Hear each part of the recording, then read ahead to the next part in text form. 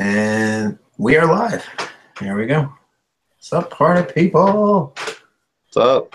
Not that we have any viewers. We have no viewers, but still. Do you want me to get someone? My friend said she'll watch it. It's fine. It's whatever. If she wants to watch us talk about video games, that's cool.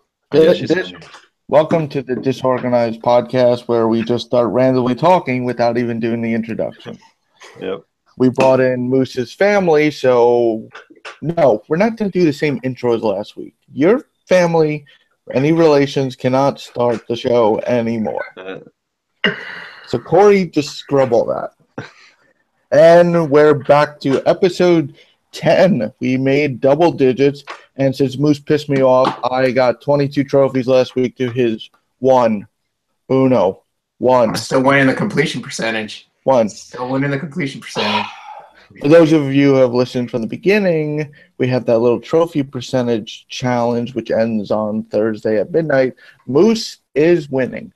He is winning by 0.13%. He has increased his percentage completion to by 1.80%.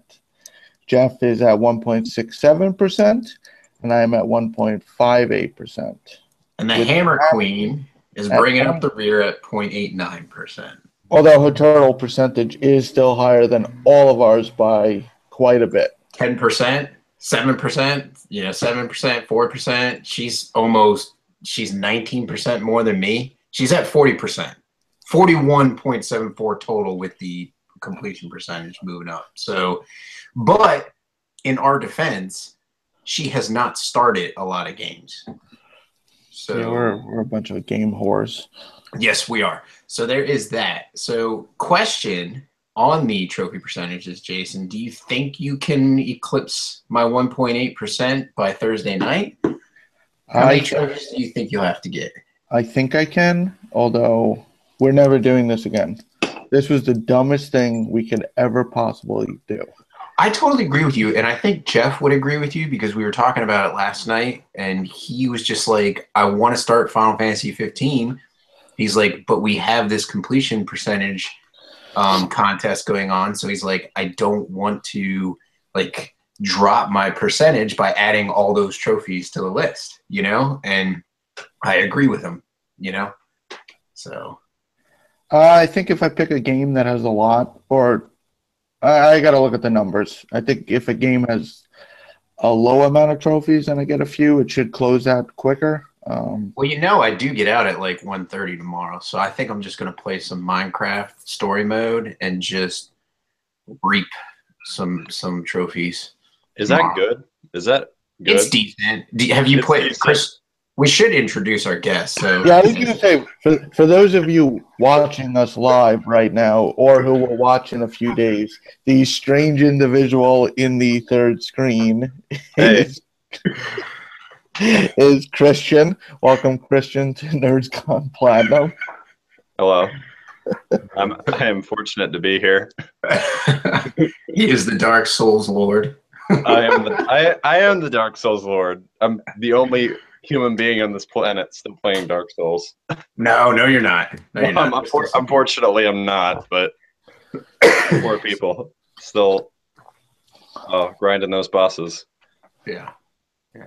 I am Moose's cousin. Yes, he is. We're very sorry about that. Yeah. It's funny.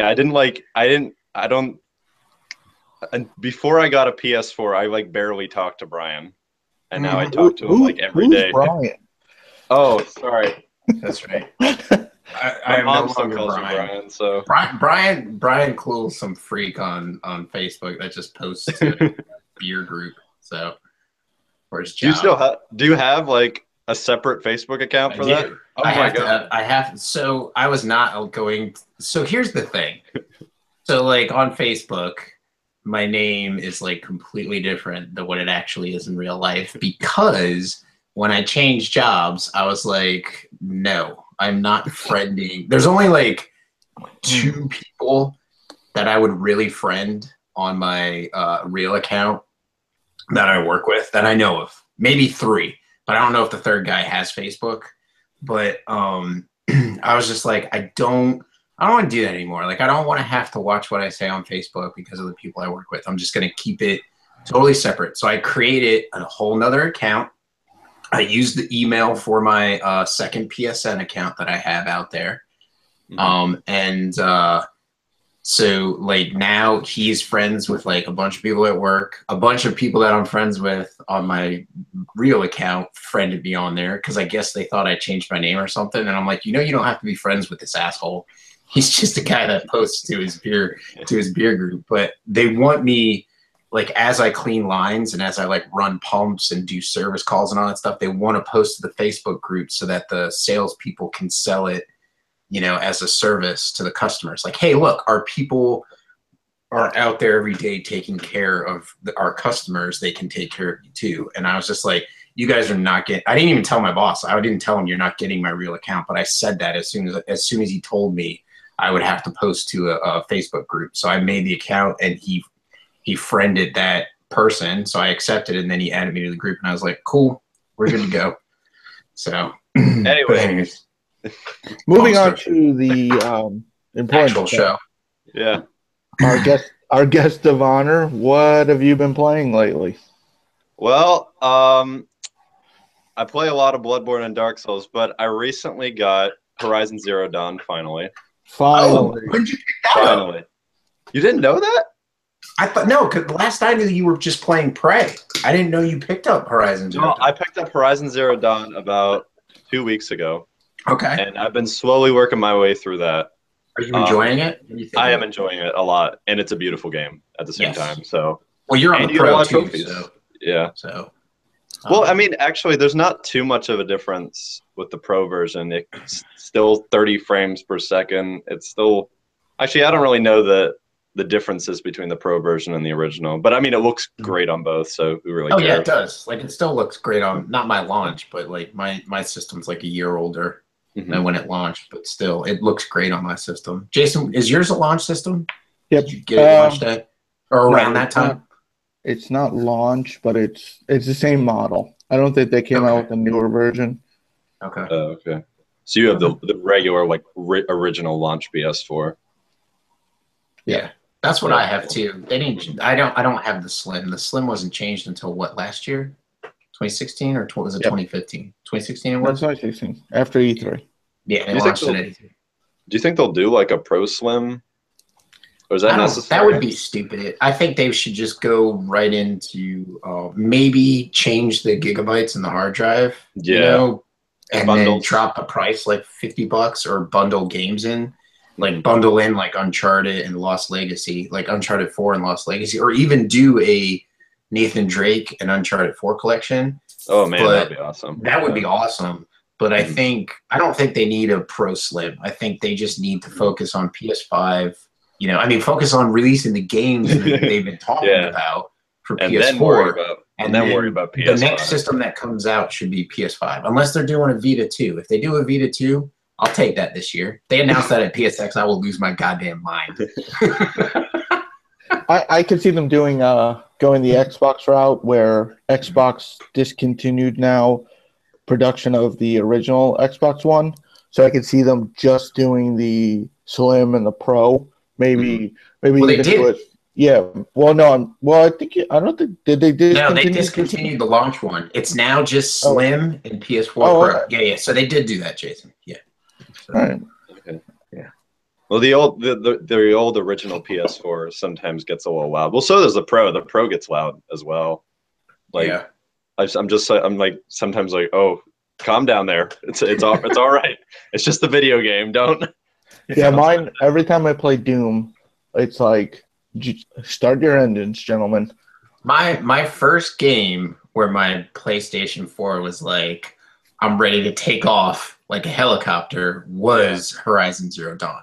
And then lately I started noticing it, so I took it apart and cleaned it, and it helped for a little while, but now it still gets noisy.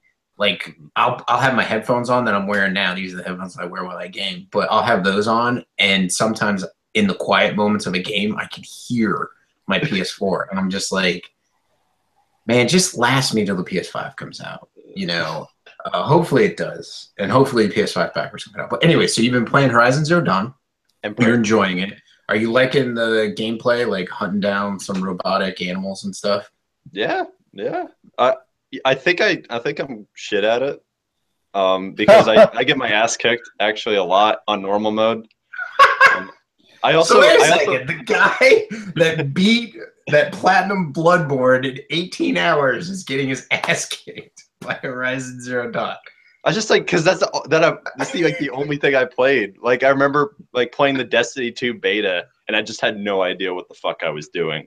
I'm right. Oh, it's a shooter. Oh, okay. You were in Blood Souls limbo. Yeah. I thought you were going to say you started on ultra hard mode. I'm like, I could get that. Yeah. Nope, normal. No, but it's probably because I do this with all the Souls games too. I play it like at the bare minimum level, and sometimes I do under-leveled stuff, and I did that throughout all of Neo. Oh god, that was horrible. But I enjoy the game though, and I'm learning how to play it a little better now. So I'm getting used to it. Prey, on the other hand, Prey is hard. Like I'm at a point where I'm just like, okay, I need a break from the game for a little bit because I just hit a wall, and I'm like, oh god, look at all these enemies. And I have like 4 shotgun shells, and that's all the ammo I have. You know? That is a hard game. Yeah. Did you start that on normal as well? Yeah, I did. Okay. Yeah, because I did as well. I did too. I heard that was hard. I heard that was really hard. So I'm like, all right, we'll take it easy here. Yeah. And it turns out it's still really hard, no matter what difficulty you play it on. So. Yeah, I agree. Mm-hmm. You have to get back to that, don't you?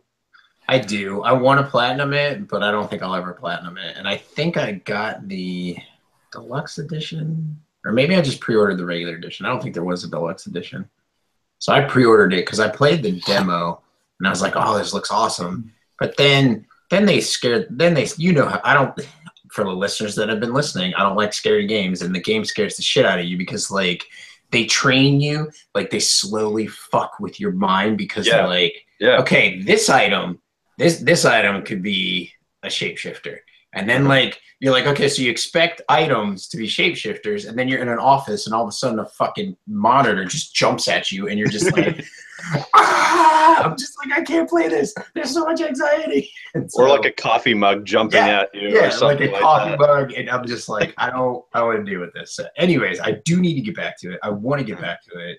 It's gonna be a hard game to platinum, definitely. Like I don't think I'll ever platinum it. I think it'll just be one of the games that I just beat and then just just like delete it from my hard drive. So like I like make that decision like as I'm playing, because I'm like if this game is just like I know I could platinum Shadows of Mordor, but I'd rather shove a pencil in both my eyes and never see again than platinum that game. So it's not Prey isn't on that end of the spectrum, but Prey is kind of like not in the middle. It's more towards like, yeah, I want to platinum it, but it's like, I don't want to put that effort into it. I just want to play the game, enjoy the story, and move on. Has there been anything else you've been playing since Horizon Zero Dawn or Prey, or is those pretty much it? I'm mostly, Dark Souls 3 every now and then, although last night I was getting pretty triggered. Well, I know you've also been doing PvP in Bloodborne a lot more lately. Yeah, I do, but it's kind of dead. Well, the community is dead in Bloodborne, which is very unfortunate. But yeah, there's still a few people. You could still, kill a few people who are going through the game the first time. You just ruin their day. Yeah, it's enjoyable. But for the most part, it's been Horizon Zero Dawn, Prey, Dark Souls, and Bloodborne, that kind of like tetrad there. I'm kind of saving up my money for the fall the fall and the end of the year because there's so much stuff coming out and which a lot of movies. We'll talk about later. Jason, what are you playing? So I finished level 22, that work stealth game on Vita. Did you like it? Yeah, no, I kind of wish it was a little longer, but then again, I don't. You know what? It felt like Hitman Go did for me at the end when I was trying to platinum it. It's for the most part the same stuff over and over. I mean, they changed like some of the things you could do, but essentially it's the same thing. It was a fun game though. 4 levels was probably good enough. I mean, it was four levels and then 5 within each, so about 20 different chapters. So that was fun. Started playing, continued playing actually Castle Storm. That it's a tower defense game, isn't it? Yeah, but you basically have one tower. Okay. And you're preventing, like, I had one trophy in it, so I figured, oh, well, this is perfect for the percentage challenge. Maybe I could up that. A little more Shovel Knight. And I actually started. Quick question on Shovel Knight. Have you beaten Shovel Knight yet to move into DLC, or are you working towards that? No, I'm working towards it. Okay, so am I. I think I've only beaten like one of the first nights. So that's as far as I'm. I just went four nights in, but I went back to pick up like some of the secrets. You know what? It really is like some of those retro games. The secrets aren't hard if you actually look for them. They're not like Bloodborne's Platinum. If you don't have a guide or a actual guide, in my case, Moose. Yeah. The only game I can help you in. Honestly, I don't think you could beat Bloodborne without. I mean, trying to find even finding some of the bosses, you're like, wait, no, how did I get here? Yeah. But I feel like Shovel Knight, if you really look, like, there's discoloration on the rocks, you could kind of figure out if you take your time. Yeah. And I started Titanfall 2's campaign. Nice. I saw you been playing that. That's I think great game. Game's so good. I think you were on with Captain Canada, and I just jumped in to play multiplayer. It was my first experience. I didn't actually play any single player. Yeah. So, and that's another game I figured could add to the percentage challenge because I had 3 trophies. So I figured, I'll just play the campaign. Yeah, which I need to finish. What have you been playing? I've been playing a lot of Sundered. Sundered is awesome. If you got a little extra, I think it's like $20 on PSN. I've not heard of that.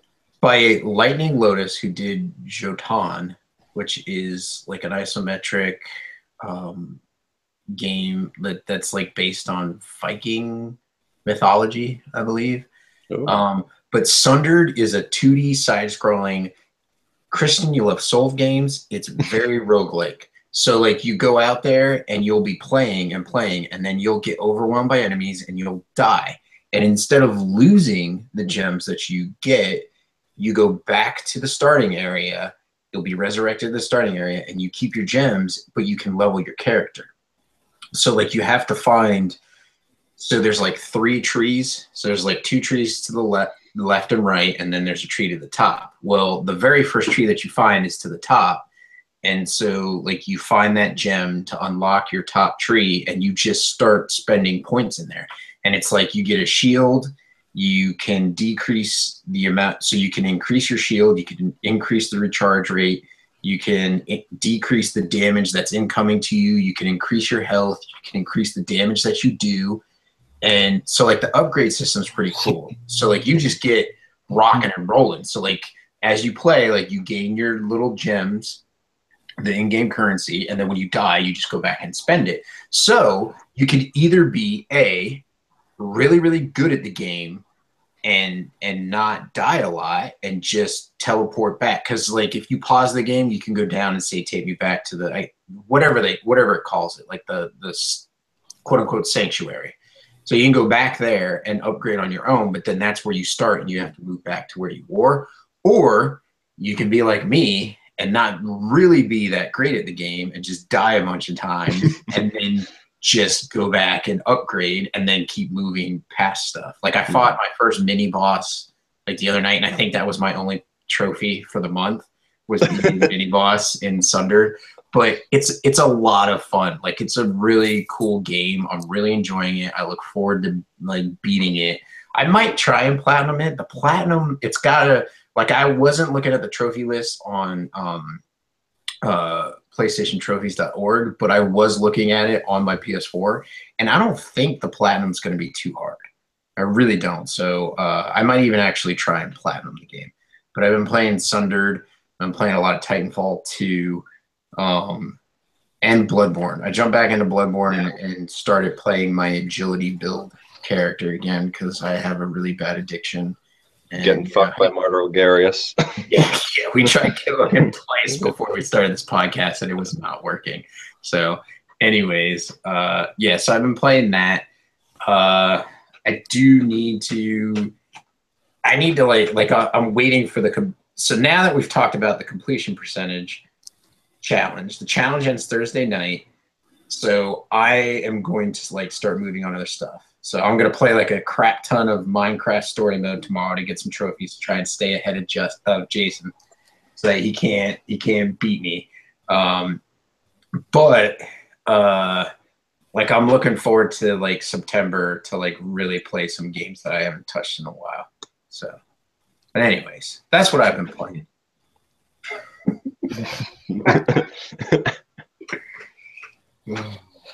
All right, on to the news, and we have quite a bit this week. Yeah, we do. It's quite a bit, actually. News item number one: Techland, the developers behind Dying Light, announced God's Trigger for early 2018. Early shots, it looks like Hotline Miami. Dude, that's going to be awesome. Dude. I'm excited about that. Anyways. For those unfamiliar, Hotline Miami, top-down type shooter. I don't know. Violent. Very violent. I don't know if this is as violent. I don't think Christian can play it violent. He's not old enough. No, yeah. Dude, man, the more violence, the better. Yes, that's true. That's true. So no one quote me on that, please. We'll definitely be on the lookout for that, and we'll probably have more updates. Microsoft has confirmed that it is still talking to Sony about crossplay. We've gone into detail on this, but Microsoft. Yeah, I mean, whether you want it or not, I think it's only for the better if they get it. I mean, I don't see any real harm. I was talking about this in our groups that we chat with. My problem is, if I can't talk to you, what the fuck's the point playing the game with you? Yeah. You know what I mean? If I can't talk to somebody while I'm playing Rocket League, there's no fucking point. So I don't care if games can cross-play with each other. I need to cross-chat. So if you're talking cross-chat, then that's fine then. But until you do that, I don't give a fuck. I really don't. Yeah. Right, but I also don't want to have some type of third-party app or something. Like a Discord, like a Nerds Gone Platinum Discord or something like that. Yeah, I'm sure they'll create something where it's just in the background and we don't have to worry about it. But I mean, if it's something I have to set up to get working, I mean, that's just I want to be in Rocket League. Bloodborne is a bad example because it's an exclusive, but I don't want to have to configure something else and then get it going. I want to be in that chat. When we play Bloodborne, if the password changed for the multiplayer, we're already in chat. We don't have to worry about that. Yeah. We're good to go. Or when we play Titanfall 2 or Rocket League on rare occasions. I might have played Rocket League with you maybe once or twice, but we've played Titanfall 2 and I think Rainbow Six Siege more than we played other things, but those games require communication. So it doesn't matter if I can play with people from an Xbox if I can't talk to the dude. Yeah. It's worthless to me. But then again, I will say, in the defense of this, when I play Titanfall 2 and I'm not playing with people I know, I don't talk to them. So there is that side of it. You know what I mean? There's that part of it where if you're not playing with people you know, you're not going to talk to them. And to be honest, the people that are talking while I'm playing, I mute them because I don't want to listen to their stupid dubstep or a little 13-year-old yelling at their mother. Right. So I'm just saying there's pluses and minuses to both sides, but that's the deal. That's the deal breaker for me. If they can add chat to crossplay, then I'll be fine. But anyways, yeah. Nacon announced their Revolution Pro Controller 2. I've never been. I mean, I'll admit I've always thought the Xbox One, the Elite, it does look cool, but I feel like it's a niche thing. So it's really, I mean, I know me and Moose would really have no use. Christian, would you have a use for a Pro controller? No, I heard it breaks easily too. Unfortunately, I feel like all those Xbox moving One? parts. yeah. The Elite controller. I heard it breaks pretty easily. Yeah, I feel like with all those moving parts, I mean, from what I understand, you can add paddles and just you have more control over customization of the buttons. Which is cool. You can like change like the like take the face buttons away and make them like your finger buttons on the back of the controller. Yeah. So, well, a prime example is your favorite game, Shadows of Mordor. There are some combos later in the game where you have to push square and triangle. No, I'm not. I'm not making fun. I know. I'm just. That was more to the game than it was to you. But anyways. Actually, I forgot to mention, I did go back and I beat the first DLC. Not all the trophies, but I beat the campaign portion. And I forgot that there are combos in the game where you have to push square and triangle. For anyone listening to us, probably plays PlayStation. That's an awkward controller angle. Yeah. Holding those two buttons down, like should be triangle and circle. Like triangle circle would be easier. There is a triangle circle. There's also square X. There's X and circle. They're all kind of awkward too. So it'd be kind of nice. I think it was Mad Max driving was R2, but you weren't pushing R2 if you weren't in the car. So if you're holding the controller a certain way, I always felt like I was shifting my hands, which was kind of annoying. So having like N64 style paddles on the bottom, I think kind of cool. Yeah, like talking about controllers, like coming from Xbox to PlayStation 4, I feel personally like now that I've fallen in love with Dark Souls games, and I've always felt this way about PlayStation 2 controllers, but like you can rest your finger in between the R1 and the L2, like the L1 and the L2 button, and just roll your finger to hit either button more easily than you can on an Xbox controller hitting the left bumper and the left trigger. Yeah, so I feel like as well. Yeah, like for like Dark Souls games, like when you're when you're playing Bloodborne and you're like, oh, I'm just gonna keep hitting, I'm gonna light attack. No, and then I gotta roll to a heart attack. Well, you don't really have to move your finger, you just have to roll it. And I just feel like the triggers on the DualShock 4 are a lot more accessible than they are on the Xbox controller. And for those listening who want to say, Moose, you never played an Xbox One, I've played an Xbox One and I'm fucking nut. All right, so kiss my ass. But anyway, I have two, so I agree. So, anyways, moving along. So, Metal Gear Survive. More information came out. For those of you unaware, it is a game. I think the best way is it's a game in the Metal Gear Solid universe, but it has nothing to do with Metal Gear. Right. And it's like surviving zombies and like that's it. Well, it's funny because I read a description the other day where it listed all the different game modes, and had I not seen the title, I was telling Moose this could have been Fortnite if it didn't have that cartoon look. It basically had the base building, single or co-op, resource management. And it was, I also mentioned to Moose, there was a meme. It was Konami posted their first pictures and Kojima commented, do you want criticism? And they're like, sure. And he goes, it fucking sucks. Yeah. He's like, it fucking sucks. Yeah, which was the best. Props to him, man. Dude, Kojima, what a guy. Poor guy. It seems like an interesting type of game. I think it'll lend itself if you have a group of people who are interested. I felt that way for Fortnite. If you're not playing with people, it's got single player, but without that, with the multiplayer is obviously a strong suit. Yeah. So we'll see. So bad news for Final Fantasy 15 fans. Is this bad news though? Well, maybe. Director Hajime Tabata has said not to expect a sequel. Based on the development cycle for this one, I think that's for the best. yeah. But they are working on single player DLC.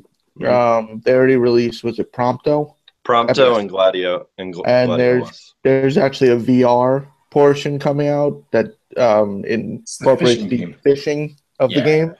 And that really annoying mobile game that I see ads for every time I watch YouTube.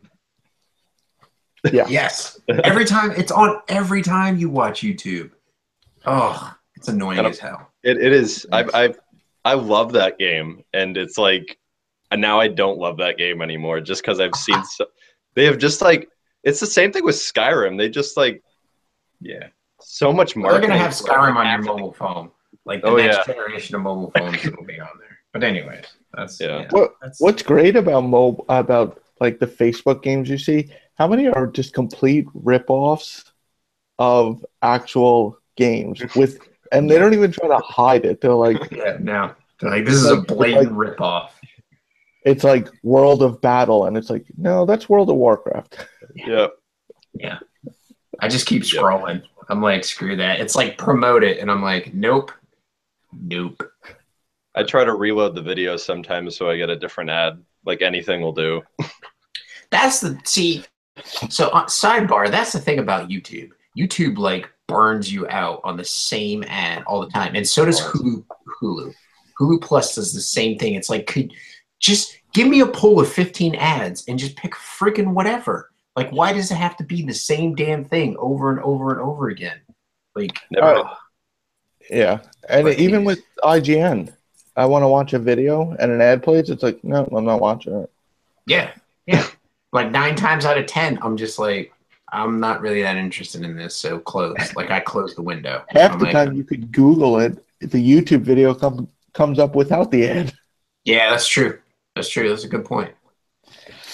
So there was a big Overwatch update that is coming out. While we're not huge Overwatch fans anymore, what is important to us is the trophies seem to be, well, if you're going for platinum, you better get it now, because apparently 2 of the abilities in-game are being removed, causing you to miss out on these trophies. There's no word if they're going to fix it, but the 2 I'm talking about is Mercy as a trophy, where you have to res 4 of your teammates at the same time. They're actually removing her ultimate ability. They're giving her a new one. Resurrection is now a single-use cooldown ability. And Diva has a ability where she absorbs damage, and they've half the amount she can absorb, but the trophy as of now is still the same. So they need to fix that. They need to fix the trophy. They should fix that. Yeah, probably. I'm sure I'm sure they've been made aware. Overwatch has been, Blizzard is notorious for patching stuff, so I'm sure they'll fix that before it becomes a serious problem, but leave it to Reddit and the internet to find that immediately. Good old Reddit. Speaking of trophies, everybody's golf trophy released. The game actually released today, the 29th. Apparently, you have to master the fishing in game. So if you thought you were just playing golf, you're gonna have to fish a little. Yeah, but that's pretty cool though. I think the game's pretty, like, I'm looking forward to playing it. I haven't played Hot Shots Golf since like the PS2 era, and I think it was the first Hot Shots Golf on PlayStation 2. So it looks like they're pretty much taking like everything from the entire series and have built it into this game. So I think it's gonna be really cool. And isn't it a cheaper title? Isn't it like $39.99? It's a $40 game, isn't it? I believe so. I don't think it's a $60 game, because I think what they're trying to do is they're trying to build a platform. $40. Like, so they're trying to build a platform for the game where it's like a $40 buy-in, and then this is my hopes for it. You, like, everybody, so like the 3 of us get it, and we unlock all of the courses in the game. But let's say you guys enjoy the game, but you're like, I'm good. I don't want to buy anything more. But I'm like, I want to buy more. So I can buy more courses as I want to, and you guys don't get left behind. You know what I'm saying? Like, I'm hoping it's a platform where the people who want to upgrade can, but they don't penalize the people that don't. You know what I'm saying? Like, that's kind of what I'm hoping that they're gonna do with this game, because that'll be awesome. Like, I haven't played a golf game in like forever, and so like I'm looking for this one to be the one. Yeah, I'll wait for Mario Golf on the Switch. Yeah, F that, man. This is a PlayStation show, not a Nintendo show. I was just telling you, I don't like golf. Anyways. A new game coming out soon, which looks really cool, is Biomutant. Yeah. The tagline I read was Jak and Daxter meets Devil May Cry meets Horizon. Mm-hmm. So that's kind of cool. Did you guys watch the gameplay video? Yeah, I watched the trailer, and it looks freaking awesome. Like, I'm pumped for this game. Like, I'm really hoping that THQ Nordic can pull this off. Like, I really hope they can. I'm really pulling for these guys. So. It really did remind me of Devil May Cry, though. Out of all those games you just listed, like, very cartoony, but also like, you know, pretty and kind of, I don't know. It looked really weird, but it looks fun. And I can see the Jak and Daxter comparison just because, but I didn't see the Horizon aspect, but maybe we'll see more of that later. Maybe in the combat, you know, like maybe it's more so built into the combat than it is anything else. Is it open world? Is it open world? I think it is. Yeah, it might be. That might be the Horizon aspect then, I guess. And for those early adopters, there's a $120 collector edition. Comes with the soundtrack, artwork, and a figurine. Oh the usual. It's a lot of money for a game. This early. Another big game releasing, which is actually a remake, but a lot of people got excited about this, is Secret of Mana. Comes out in February on PS4 and Vita. Yes, I'm excited for that. Like a 3D remake of Secrets of Mana, which I had on my iPhone, and I'll be honest, never played. I bought it when it was like dirt cheap. I have a problem, people. We all know I have a problem. So more than likely, I will probably save up some of my I probably won't save up my rewards from Google Rewards to buy it, but I'll probably pick it up on Vita, because I don't think it's probably going to be one of those games where Nintendo or where Square's like, oh, it's not going to be cross-buy. It's just going to be, it's on this system and it's on this system. And so if they're going to do that, then I'll just pick it up on Vita. So what was it on first? Sorry, I remember playing that. Was it on SNES? It was on SNES first. As far as I think I remember playing it at one point, like a really long time ago. Like, did they do like a Game Boy? Did they do a Game Boy Advance version or something like that? Did they I don't know. Now I gotta look it up. Thanks. Because it sounds so familiar. Like, no. What is Adventures of Mana? Oh, that might be what I played. Because that was just released. Was it on Vita like a couple months back? Like it was kind of like a stealth release. Is that more of a Final Fantasy game? No, that was a Final Fantasy game. What were you saying? What's the name of the title?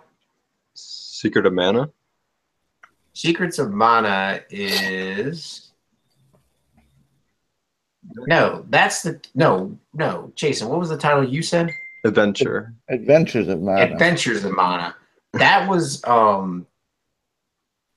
I know which one you're talking about. Adventures of Mana was like a spin-off of. It was a Game Boy game. It's a 3D remake of the 1991 Game Boy game Final Fantasy Adventures. So that's the thing. Like, they mixed up their games a little bit. So like the adventure games were like Final Fantasy Adventure. So Secret of Mana is in the same like family? I can't keep up with it. No, like Secret of Mana is like completely different than the Adventures of Mana. Adventures of Mana is linked to Final Fantasy. So I know it's dude. Square, what are you doing? Like Square. What is wrong with Square? Square. It's just it's bad. It's bad. Yeah. But anyways, Final Fantasy Adventure. Actually, you're wrong, Moose. They're all the same. Yeah. No, they're all Second Densetsu is the Japanese title. Yeah, Final Fantasy I just saw that. Secret of Mana was Super NES, and the one coming out is a remake, a 3D remake. Adventure of Mana is a Final Fantasy type game, but it's in the same. Ooh, we've got Edward Vardell is reaching out to me. It was called Final Fantasy Adventures on Game Boy. Moose. Secret of Mana is Part 2 on Super NES. Suikoden Densetsu is the actual game title. Legend of Mana was a PS1 game. All right, so he cleared that up. So we're clear on that. Well, let's move on before we confuse ourselves. Yeah, we're done. That'll be out. Thank you, Ed, for listening. Moving on. Naughty Dog, for any of you interested in video game development, is actively hiring for Last of Us Part 2. Sign me up. What are you going to do for them? Are you going to game test? Yeah, man. It's the only thing I can do. Naughtydog.com/careers. I think they're looking for animators. They might be looking for testers. Looks like Naughty Dog's putting everything into that game right now, especially with Lost Legacy already out. So that's probably the next thing they're doing. That's great though for Naughty Dog, like having cleared up everything else so they can just focus on this big project. That's actually a really good idea. Yes. Well, they probably got other stuff coming too, but like, I'm glad that they're. Do you think they're working on a new IP? What do you think Neil Druckmann? Well, he's working on, I guess, Last of Us too. So I feel like Naughty Dog's like Rockstar, where they have those main games. Like Rockstar has GTA, but they're gonna release other games, but that's not their focus. Well, the original team that did Uncharted 4 did not do Lost Legacy, so which is cool.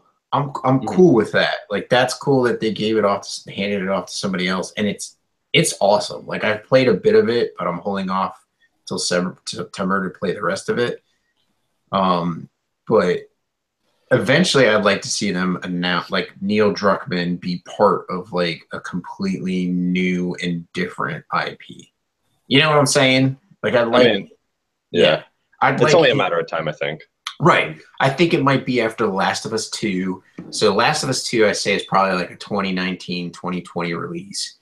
Well, maybe 2019 because they don't want to get too close to the PS5 release. Although they might, they might do what they did with Last of Us. Last of Us came out, a year before the PS4 came out? I'm not sure on that, but yeah, it was the last came out pretty late. Big AAA. It was like that spring or early summer, and then the PS4 launched in the fall, didn't it? Yes. Okay. So I could see them doing something like that where they're like, okay, here's our last hurrah for the PS4, which is Last of Us 2, and then once the PS5 launches, Sony's got all their games for that, and then Naughty Dog will announce like a new IP for the PS5, which I think would be awesome. I think that would be cool. Yeah, you were right. You were right, miss. I could see some of their smaller, like the people that did the Lost Legacy, continue kind of doing some Uncharted side story stuff. Like, I think that would be really cool. Like, I think staying in the Uncharted world, but not necessarily doing a Nathan Drake story or anyone related to them would be cool. I'd love to see Sam and Sully do like a story. Like that would be cool for the next like Uncharted would be like, hey, let's see what Sam and Sully are doing, without Nathan. Like that would be freaking kick-ass. Spoilers for Jason who hasn't played any of the I haven't either. So. You guys are fucking pathetic. hey. That's the next series I'm picking up though. Anyways. An early preview. Nerd Gun Platinum September is Uncharted month. Yes. So our challenge, spoilers, is going to be Jason is going to play the Uncharted games, and I'm going to play. I have not played Golden Abyss, even though it's not a Naughty Dog game. I'm still going to play it and get some trophies in that. I have Lost Legacy to play. I'm going to clean up some trophies in Uncharted 4. And, see, here's the thing. Jason's the flip side of me. He's not played the Uncharted series. Well, I haven't played The Last of Us. So I'm probably going to go back to The Last of Us, and Jason can play the Uncharted series. Hey, the Uncharted series started it all, man. Okay? Started it all for Naughty Dog as far as, next year. So that is going to be, and it's not going to be like a hit over the head type thing. Just play what you want to play, beat the game, and you can move on to the next thing. You have 5 games that you can play. You've got Uncharted 1, 2, 3, 5 and 4, I own, and I have to Golden Abyss. And then you buy Lost Legacy when I'm done. Right. Christian, do you have any of them? I don't have any of them. Okay. I was gonna get the Nathan Drake collection at the GameStop when I bought Prey, but Prey was on a really good sale. So let me ask you this: you are a former Xbox player. Oh yeah, perfected your exodus to the PlayStation Nation has happened. Uh-huh. Have you played Gears of War? Yeah. Okay. Oh wait, are you talking about Gears of War 4 or just any of the Gears of War? Yeah. Because what I need to do for you is what I wish someone did for me. In my personal opinion, so what happened was I got the Nathan Drake collection on sale for $30 through Amazon before, I think it was the fall before Uncharted 4 came out in 2016. So it was fall of 2015 that I got the Nathan Drake collection. I started playing it, and the thing that annoyed the hell out of me is the fact that the gunplay is just not as tight. You'll aim at somebody's head, and I've even done it in The Last of Us. I've shot a dude in the head, and he doesn't drop. And I'm like, okay, I expect that from The Division, but not Uncharted or not a game like Gears of War. So that's what you can expect. If you pick it up and you play, it's more about the story and the interaction between the characters. And I do advise, I agree with anybody that says it 110%, play Uncharted 1 through 3 before you play 4. Okay. I was not going to do it. I was just going to pick up 4, but so many people said you need to play Uncharted 1 through 3. And I played 1 through 3, and I thoroughly enjoyed 4 a lot more. Mm-hmm. I know I enjoyed it a lot more than I would have had I just skipped them and went into 4. That's the plan. Yeah, because you get the interaction between a lot of the characters, like Nathan and some important characters throughout the series. You get that interaction with them, and it's just when you get into 4, it just has a more of an emotional attachment. So, but. Anyways, yeah, just don't expect the gunplay to be the best on the face of the planet, but just know that the story outshines it significantly. So, no, yeah, that's what I've been expecting. So, and I'm gonna pick it up because it's only $20 for the Nathan Drake collection. So yeah, pick it up when you can, man. I totally it is totally worth $20, even if you don't platinum any of it, just to have the story and the set pieces are just awesome. They're just awesome, man. Yeah. No, they're gorgeous. They are gorgeous games. Just yeah, and that too. They did a great job remastering them for the PS4. So, anyways, Uncharted 4 best sold number. I think it's the highest selling game on the PS4. I want to say it's the highest selling game on the PS4. That 9. Doesn't surprise me. I think it is. I'm pretty sure. Yeah, it's the best-selling video game on PS4. Right. Speaking of Xbox, I didn't have to speak the news. I actually read an article about Xbox One exclusives that the article said that we wish we're on PS4, so this isn't. This is more for the article because I don't think we're going to Then agree what with we it. say, yeah. Yeah, well, we said, or we're not going to bash the Xbox, but I picked a few of them because some I've never even heard of, so they don't count. Cuphead. Yes. Moose. Okay. Nobody's going to judge you. Just yes or no. Let's not get into this. Yes. Okay. Yes. I'm excited about Cuphead. Forza Horizon. Nah. No. It's a racing game. Nah. Halo. No. No. It's not on there, but I mean, in the same vein, Gears of War. No. Killer Instinct. No. I don't do fighting games. I'm not a fighting game, but part of me has that Super Nintendo nostalgia, but still no. That's true. Or arcade. I played it in the arcade, man, and then we played it on Super Nintendo, but yes. Ori. Yeah. Ori? Yes. I would say Yes. Ori. Yes. How about no? Come fight me. No, that's fine. You can say no. This isn't a fighting situation. You know what? In a future episode, we're going to get an Xbox fanboy on here to explain to me why this is better than any other platform ever made in the history of video games. Because that's all I've heard about the game. 6 teraflops. That's why. Oh no! Not the Xbox platform. He's talking about Ori being like the best platformer, right? Is that what you're saying, Jason? Yeah, that's what I'm saying. Yeah, you're saying that Ori is the best platformer ever. I see a lot of bitches saying that. So no, it's a good game, but the next one, I know it can come to PS4. Say it doesn't. PlayerUnknown Battlegrounds. You're wrong. Yeah, it is coming to PS4. Right. Okay. It's an exclusive, a launch exclusive, but then it's timed. No. It's not even launch exclusive. The only thing that's exclusive to Xbox is the early access. Mm-hmm. When the game launches, it launches on both consoles at the same time. So I'm just saying, like, Microsoft has muddied the water on that game significantly. Like, even the creator of the game, Unknown, was out at E3 talking about it, and then the marketing dude was like, no, like, the game is coming, it's launching on Xbox and PS4 the same day. Yes, Xbox hit early access. So it's like, Microsoft's just a piece of shit. But anyways. but yes. If it was an exclusive, yes. Yes, if it was a true exclusive, I would want to have that on PS4. That would be awesome. Yeah, I mean, I see Clayton Pace every day post video. It just looks so ridiculous and fun. And then Jose's been doing the same thing. Yeah. He posts it every once in a while. So. And the last one, Sunset Overdrive.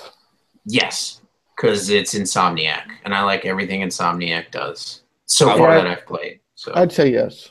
I'm going to say yes because you two say yes. And everyone that I've heard has said it's a good game, but I just haven't played it before.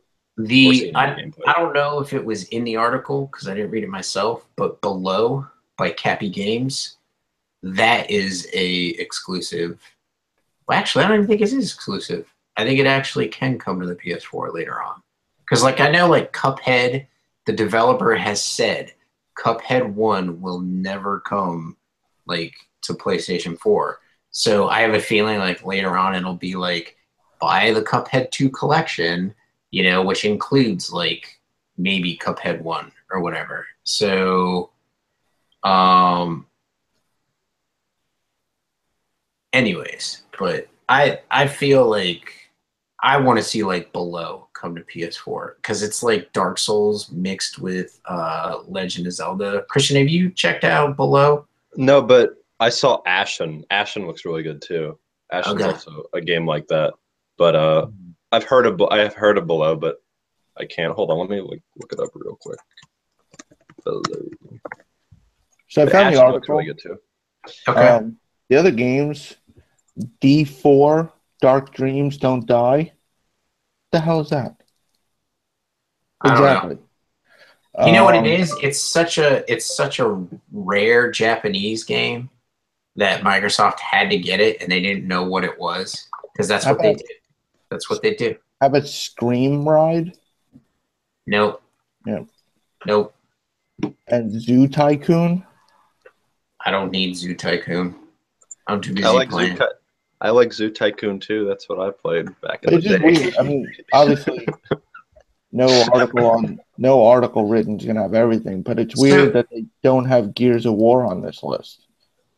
Like, I think Xbox, the first game I think actually is Gears, because I had a 360 and I beat Gears of War in one sitting with a buddy of mine. We sat for 8 hours, did co-op. Yeah. I think, but anyway. This is the funny thing. Like, you look at this list that you've provided, and Forza 3 will probably be on PC. Halo will be on PC. Killer Instinct's on PC. Ori's on PC. Killer Instinct is free. Cuphead's on PC. Sunset Overdrive is probably not on PC. But the vast majority of that list is going to be on PC. So, like, that's the thing. Like, when I talk to like people that love Xbox and all that stuff, like that's fine that you love Xbox, but Microsoft is killing the reason to own an Xbox. Like, it's killing the reasons to own an Xbox because they're not publishing, they're killing all of their published games. Like, oh, Cuphead's going to be on PC. Okay, great. When I build my PC, I'll play it on a PC. Ori and the Blind Forest, and then the new Ori game that they just announced at E3, I'll play that when I buy a PC. You know what I mean? Like, I'll play PlayerUnknown Battlegrounds. I'll play that when it comes to PS4. Or, you know what? When I get my PC up and running, I'll play it on there because it'll have a better frame rate. There's no these might be Xbox One exclusives, even for a time or even permanently, but they're going to be on PC as well, so there's no fucking reason to buy an Xbox, you know? Yep, pretty much. Yeah. But anyways. Moving on. And side note, I bring this crap up sometimes just to see Moose get pissed off. Anyway. Destiny 2 trophy list came out. We were talking about this earlier. There are 14 trophies. That's right. 4. Man. For reference, Destiny 1 launched with 42. Why 14? Why is the sequel only 14? I don't know. The article was saying it had the standard level each character class, beat the raid. It also revealed the name of the raid. It's not really a spoiler because if you have no idea what's going on, it doesn't matter. Even if they add content, which they're going to do, because like the first one. Oh, yeah. But and a season pass. It's probably not going to affect you if you buy day one. It'll just be it'll only affect you if you say probably if you buy the game in a year when they have a whole bundle, then you're going to have one bigger trophy list. But it is interesting. 14 trophies only. Yeah. It's pretty small. Yeah. For a AAA game, usually they're in the 30 to 40 range. I mean, is it bad, though, that I'm actually excited for that game? No. You know what? I played it. I had fun. I just didn't put as much time into it as other people. I know. I never didn't have a fun time. I mean, it's a fun game. I mean, yeah. I mean, it's not. Yeah. They improved it over time. I think they learned. It's a rare game where it wasn't bad at launch, but they definitely improved it as it went along. Mm-hmm. Yeah, definitely. I would know. Like, I dodged that bullshit. Yes. So what happened with me in Destiny is I played it on the 360. I played the beta and I was sold. And I was gonna buy it on the 360, but I'm like, I'm buying a PS4 soon because Microsoft had their whole shit show with the Xbox, like everything that was wrong with, what was it, Maddox? Whatever the fuck is it. So many things wrong. Anyways, and then they did 360s, like a 180 on all of it. But anyways, so they made that announcement. I'm like, you know what? I'm going PS4. But really what made me continue going PS4 instead, even after they did the 180, was the love for indies. But anyways, so I decided I'm not going to buy Destiny. I'll wait for when I buy my PS4. And then reviews came out. And reviews were just like, 6, 6, 6. You know what I mean? Like they were just like subpar, like the story shit, story shit, story shit. And I'm like, you know what? I'm not buying this game.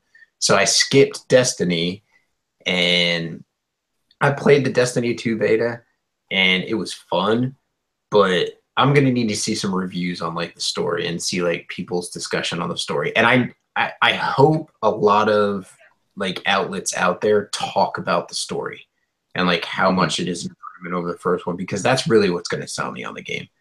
You know? I mean, if the story is anything like the only mission that we got during that beta, I'd be okay with it. Like, because that first mission, the only mission that they had for the beta was really good. But I hope that the rest of the game's like that too, because that was a really solid, good mission. But it's only one mission. So. I thought it was decent. I enjoyed it. I enjoyed it, and I enjoyed the multiplayer. I tried the multiplayer. I liked the multiplayer in the first beta for in the beta for Destiny 1. So multiplayer is not going to be an issue for me because it's like the one that I played was like Conquest and Battlefield 3 and 4, and I love Conquest. I love trying to capture and hold a point, you know, where keep all the points captured. Like I love that game mode. So that why wouldn't I love it? But anyways, they just need to prove themselves on the story mode, you know, and make it worthwhile when you're playing. So there's rumors. By the time some of you actually listen to the audio, they'll be confirmed. The PlayStation Plus leak for September. 2 of the games for PS4 are Infamous Second Son and Child of Light. Wow. That'll be awesome. That's a really good lineup. Yeah, just for 2 games. Like just for every game. Holy crap. Wow. So what was it Infamous First Light was a PS Plus game shortly after it was released. That was the DLC pack. Right. And that was released like I think on launch for PS Plus. It was free. I think I might have got that before I actually purchased Second Son, which I still haven't played. Shock. But I could be wrong. But it definitely was released early on.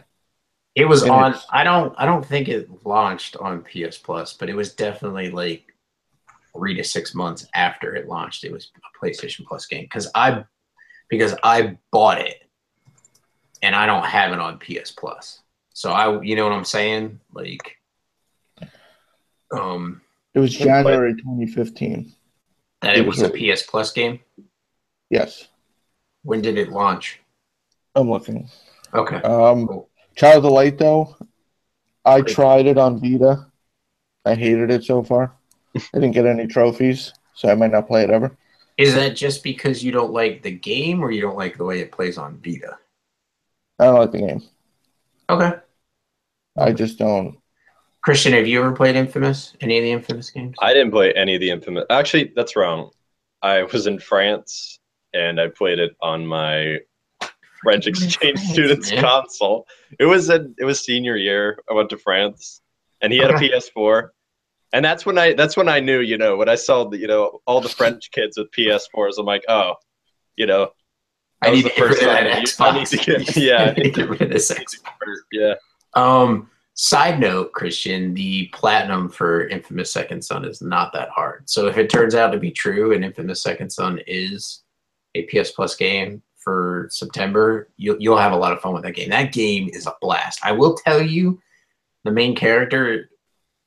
Okay, so I haven't played 1 or 2, but from my understanding, he's not as the main character in Second Son is not as cool as Cole from 1 and 2.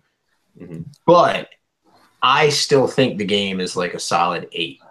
It's like solid 8. Yeah, like it's so much fun to play. It's so much fun to play. And then the DLC, which you don't need Second Son to play. What is it? First Light. Yep. First Light was a blast and a lot of fun to play as well. So if you can nab those. If Second Son will be free, but if you can get First Light for cheap, man, since you didn't join the PlayStation Nation until after it was a PS Plus game, I highly recommend that game if you can find it on sale. But you'll thoroughly. I played First Light before I played Second Son, and then I went back to Second Son. And I will tell you, I was upset with the neon powers in Second Son because they were a lot better in First Light because that's what she is. Fetch is all neon based. But anyways, they're both good games. They're both really good games. I think they're solid good games, and you should definitely play them. So, yeah, I loved 1 and 2. They actually still hold up. I need to play. I bought both of them on like a super cheap sale. Their platinums aren't as easy as Second Sons, from what I understand. I have the platinum in both. They're time consuming. They're not hard. Jesus Christ. Is that you? Yeah. My phone's working again. Awesome. It's finally catching up with the rest of your life for 2 days. Yeah, it's catching up after being broke for a day. First Light was released August 2014. So by January it was free. So it was like 5 months later. Yeah. So that's what I thought. I knew it wasn't a launch. Hey, maybe I'll start those in September when our stupid challenge is over. Yeah. Yeah, you can play those. For the record, the challenge was my idea, and I keep calling it stupid. So yes, I'm admitting how dumb it was. Oh, and there's also a PSN card for the winner, donated by Jason. So if he loses to me, I will doubly laugh. Yeah, anyway. if it was like Steam, I'd gift you Shadows of Mordor again. And then I'd punch you in the balls when I see you for the first time. Moving on. We're finishing up the news before we get to the topic of the show. PlayStation announced they will be doing a pre-Tokyo Game Show presser on September 19th. Nice. Typically, these are just aimed at the Japanese audience, so it's a lot of E3 rehashed. But in years past, both Everybody's Golf and Gravity Rush 2 were announced, so it is possible we could see a new release from a first or third party. Miyazaki, please. Wait, what? Miyazaki, please. Bloodborne 2. No, that's going to be at PSX. It's funny that Christian mentioned that because the article I was reading, the author wrote, "I dare you to write Bloodborne in the comments." Yeah, dude, it would be amazing if Bloodborne 2 was announced. Oh god, that'd be awesome. And the last piece of news is Titanfall 2 patch 1.1 came out. A bunch of free content. There's a new live fire map, new frontier defense maps, a new execution, and a bunch of new banners, including community created ones.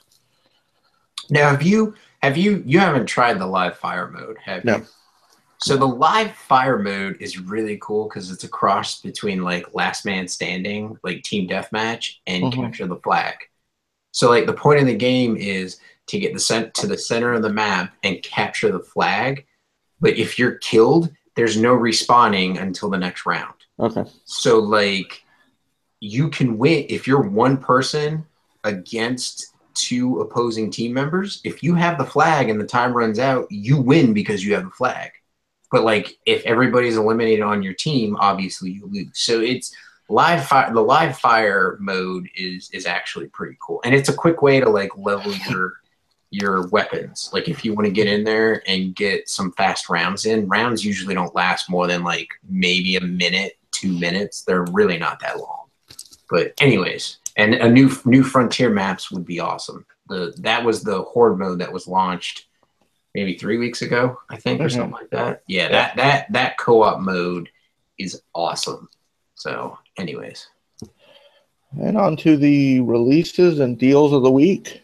Boos? Yeah, PlayStation Blog 10th anniversary sale is still up until September 5th. Which is Tuesday. Use code E as in Edward, L as in Lee, R as in Richard, 6, C as in Cat, K as in Kevin, F as in Frank, 4, P as in Paul, and 9. To save 33% on, you get Axiom Verge, which is down to $13.39 from $19.99.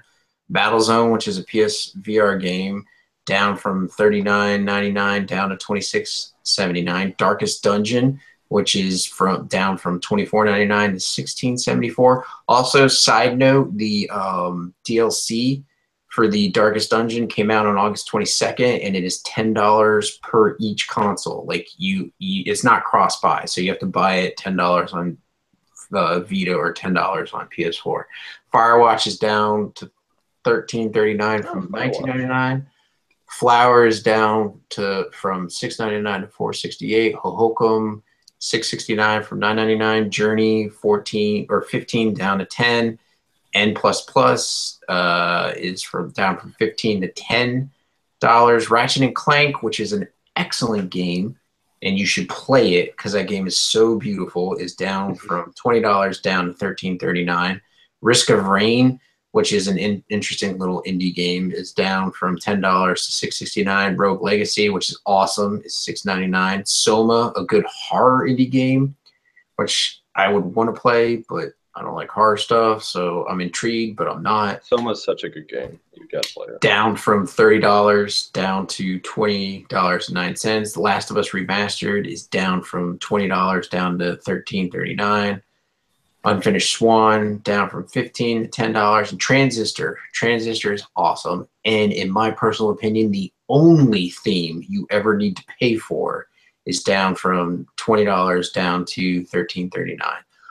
Also, Ubisoft is the quote-unquote publisher of the week sale. Lots of Far Cry games are on the sale if you haven't played them. I have been thinking of getting back to Far Cry 4.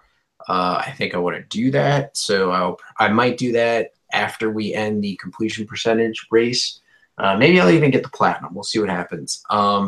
There's also a PS Plus deals. Mafia 3 is 30% off all items, so that's the original game is 30% off. The season pass is 30% off, and also the deluxe edition, which includes the game and the season pass, is 30% off.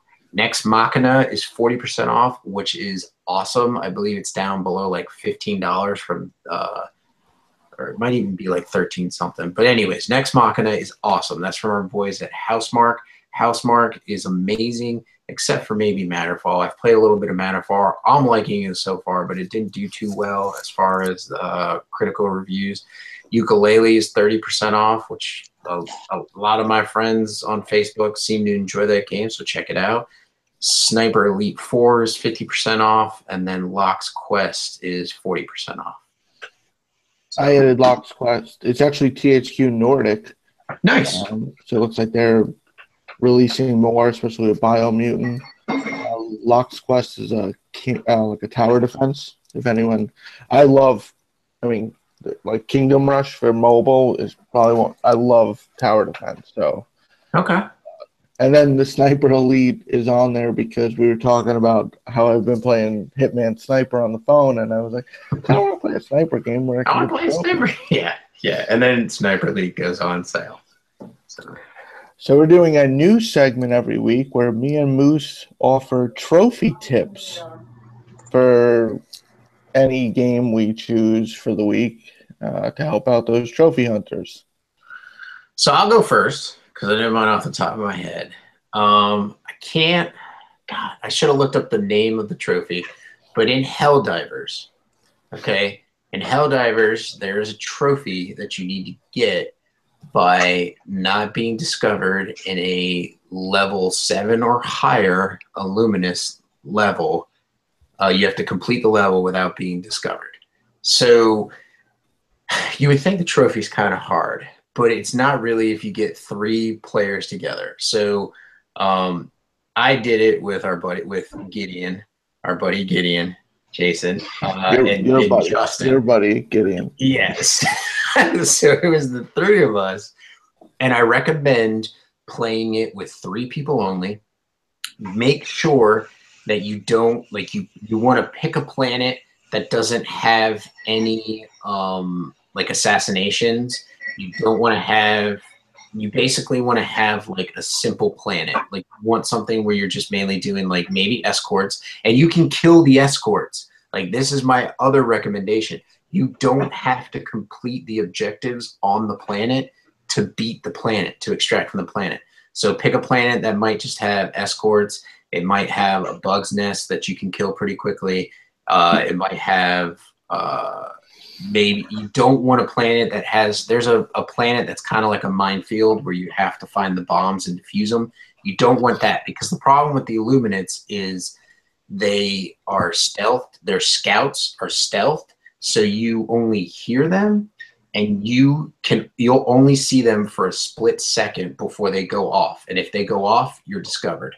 So pick a planet that's like pretty easy objectives. Like I said, stay away from like an assassination or a kill count. Like you have to kill like 65 or 70 enemies in this level. And then also take a lot of distractor beacons. Every single person that you're playing with should have a distractor beacon.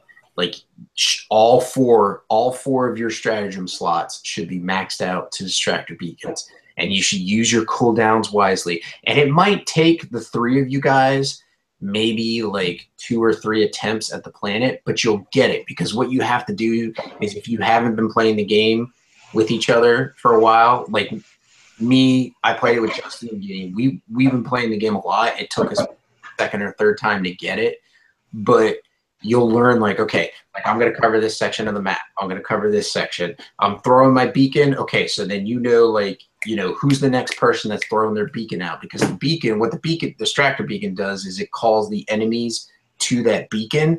So then the scouts go to the beacon instead of following you. And so you don't, and then when at the end, you guys keep a distractor beacon each, and when you go to extract, you just throw the distractor beacons out, go to extract, and while the ship's coming down, all the enemy scouts are going towards the distractor beacons, and you'll be able to extract without being spotted. So that's my trophy tip for the week. What game was that again? Helldivers. Okay. I'll look it up. I gotta look up the trophy list. Oh, it's solid stealth execution. Yeah, that's it. That's what the trophy is. That is a serious trophy. Wow. Well, so here's the thing. Like, you think Helldivers is a hard trophy to have, but it's not. I will say the platinum is the rarest trophy that I have. But Kristen, you've done Bloodborne, so you could do Helldivers. Wait, how is Bloodborne?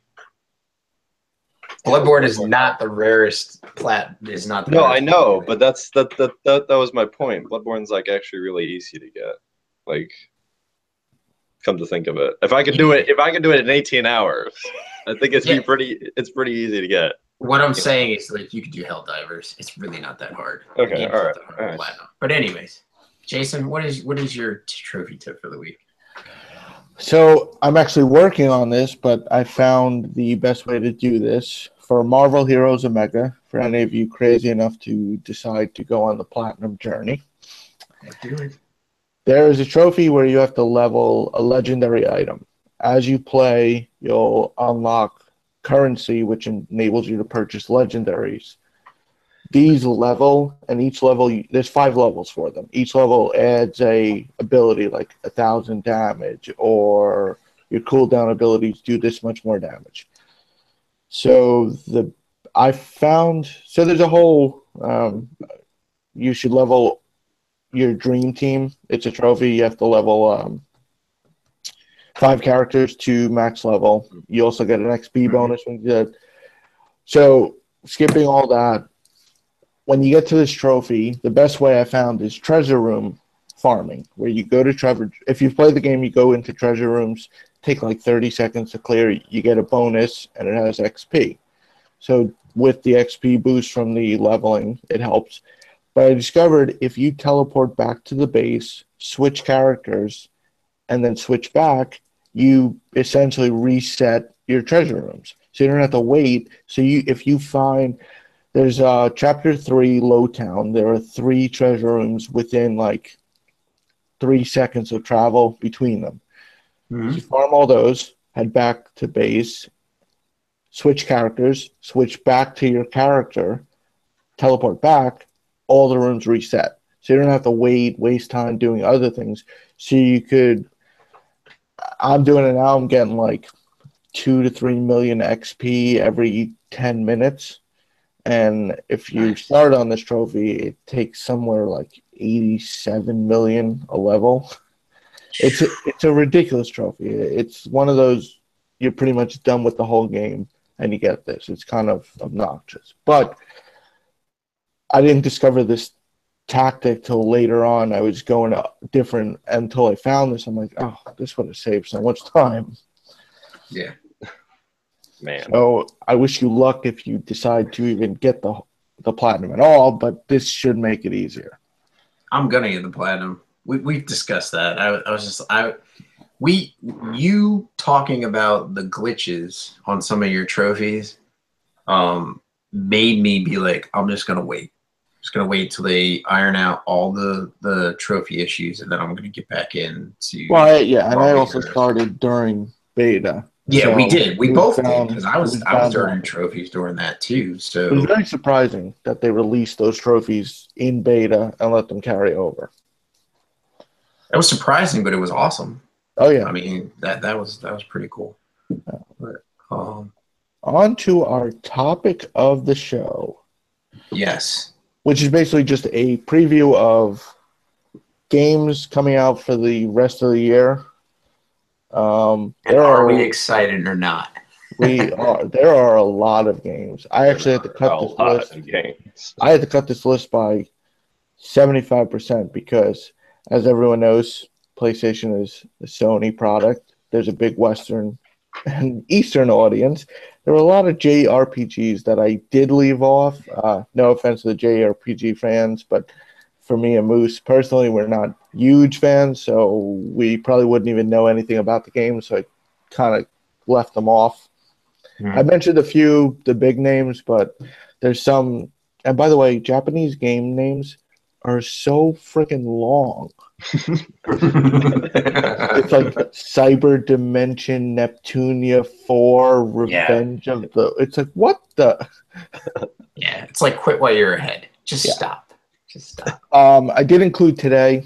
For those of you listening, audio will be Thursday. These will already be out, but they are some big names. Everybody's Golf, the annual Madden game. Madden. Yeah. An interesting game from Devolver, Absolver. Oh. Is out. I get a For Honor vibe from it. I don't know about you guys. It seemed similar to that. I think it did too. In talking with Jeff, who's been on the show before, he was saying like a lot of his streamers that he's been watching play it say it's kind of like a fighting game, Dark Souls. Yeah, I got that too. It wasn't levels like a fighting game. It was more the open aspect of moving around in a fight. Yeah. Well, that was when the rumors came around about Phantom Whale, like the alleged From Software's next game, Phantom Whale. Like everyone's like, hey, that sounds a lot like Absolver, and well, turned out to be Absolver. Yeah, it's like identical. Like, but it looks cool. I definitely get a For Honor vibe from it. A second Yakuza game is coming out. Yakuza Kiwami, which is actually a remake of the PS2 game. Yes. Did either of you play Yakuza 0 that came out in January? No, I wanted to, but I had to skip it. So, this is cool. I'll probably pick both of them on sale and try to play them, but maybe never play them. So I don't know. That's like Moose's automatic response. I think it's pre-programmed. I don't even think he's speaking it anymore. He just plays a tape. Yeah. But they look fun as hell. Oh, I'm sorry. An MP3 for you. Or that's even probably too old. Moving on. Also out today is Windjammers, which is a remake of the Neo Geo game. It's basically Pong in a way, but you actually, instead of bars, you're kind of the people and you kind of move back and forth. It definitely looks cool. Probably I won't get it, either of you. Personally, I'm not buying it. Yeah, probably not. Next up, Warriors All-Stars. which is it comes from Samurai Warriors and Dynasty Warriors, a bunch of the characters from them, and what's his name? William from Neo is in it. Really? It's like a hack and yeah, it's a hack and slash. Wait, what? Yeah. Okay. Yeah. That's cool. That's pretty cool, yeah. No. Not day one. Yeah, it's not day one. So. September 5th, we see Knack 2. Knack 2. No. Knack has that reputation of like, why? But but it's weird because all the reviews of it, it's pretty positive. It wasn't a bad game. I think because it's tied to the launch, it kind of had that. Well, this isn't like high expectations. Yeah, it's a meme. It's a meme. It is pretty much a meme. Yeah. There's so many people excited for it though. Like, oh my god, I can't wait for Knack 2. Yeah. And that's also, another one that's cheaper, isn't it? I think it's like $40, isn't it? Yeah. And the demo is available as of the recording of this show. It's up online. Really? Yes. There's a demo. Try it. I'll have to try it too. Yeah. Another game we talked about in a couple episodes ago is Tooth and Tail, the RTS game where you play with one button. That looks interesting, but it's the same guys. Isn't it the same guys that did Monaco? Yes. The World Is Yours. Yes. Yeah. So I'm really intrigued by it. So it might be a day one buy. I'm just saying it might be. Well, that's in like 2 weeks. Yeah. Concept art looks pretty cool. Yeah, and it looks like when you watch the videos, it looks really cool. And like the story seems like it'll be really interesting. So next up is Radial G, which is a PS4 and VR game, and it's described as Wipeout, but like on a cylindrical track. I loved Wipeout when it came out. Did you get the recent collection? No, I didn't. I already have enough games that I own that I don't play. So right. I kind of held back on that one. I picked it up because I haven't played Wipeout since PlayStation 1. So I was excited to play it, and I played it for like an hour or two, and I'm really not good at the game. So it's like it's going to be a steep investment for me to even try and play and get good at it. But anyways, it's good. It is good. It looks beautiful too. So the next game up, I already can hear Ed Varnell messaging me when I screw up the title, because whenever I've seen this series of games, I just call it Wise. And I also want to hear you pronounce it. That's what I'm looking forward to. I'm going to stick with Wise. Isn't it Ease? It might be Ease or Yeez or something. I thought it was. That's also out on September 12th. A demo is available. Did you guys play any of these games? Could you say the subtitle? It's Lacrimosa of Donna. Could you at least try and attempt? Fucking attempt. I have not played any of those games, but they just did Yeast Origin on PlayStation 4 and Vita. So I know that's out there to try and get people back into the series. But I'm excited to try to pick it up and play it on Vita, the Origin one. But this one seems awesome. Like they have a video up on the PlayStation blog, which makes it it looks really cool. But have you played any of the Yeez series? Dude, man, I'm learning about so many new games just by being on this show for one episode. That's what we do.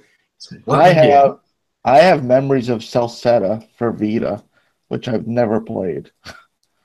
Okay. Yeah, wasn't it like a hack and slash, kind of like 3D adventure type game? Kind of with RPG type elements, I think. Yeah, I think that's what it was. Yeah, it looks really good. It's going to be it's on a lot of people's top lists. The tagline of our show. They own every game, but they haven't played half of them. Yeah. No, 75% of them. Right, yeah. The next game up, which I discovered for the first time today, is Ink. It's a PS4 Vita game coming out on September 19th. It's a 2D platformer. And the whole thing behind it is the environment's invisible, and as you jump or touch surfaces, it's covered in different colored ink, just showing where the level is, like where platforms are, where. So it's yeah, I think that's kind of interesting. It's an indie game. It's probably going to be on the cheaper side. Yeah, it'll probably be like $20 if it's an indie game. That'll be cool. September 26th sees Danganronpa V3 Killing Harmony. Danganronpa. I included that on here because I know it's a huge game. A lot of a big following. Not for me, either of you. I'm gonna copy that title and put it in my search bar right now. The funny thing is, we could see him doing it too because I can see him doing it now in the document. But the funny thing is, like, Danganronpa 1 and 2 was on Vita, and then they did like a little side story thing, and then they just released the remastered versions of 1 and 2 for the PS4 because they were gearing up for this, and I haven't played them. So, like, part of me is like, do I want to play them on Vita or do I want to just buy the remasters and play it all on PS4? So I'm interested. I'm intrigued by the game because it's got a very interesting play mechanic, like murder and like trying to figure out who did it and all this stuff. Like, I think it'd be interesting to play. So I don't know, but it's a Japanese game. Japanese games are crazy. Yeah, I mean, as a fan of PS I Love You, I heard about them talking about this game forever, but never been Colin's a huge fan. So, well, hashtag Colin was wrong.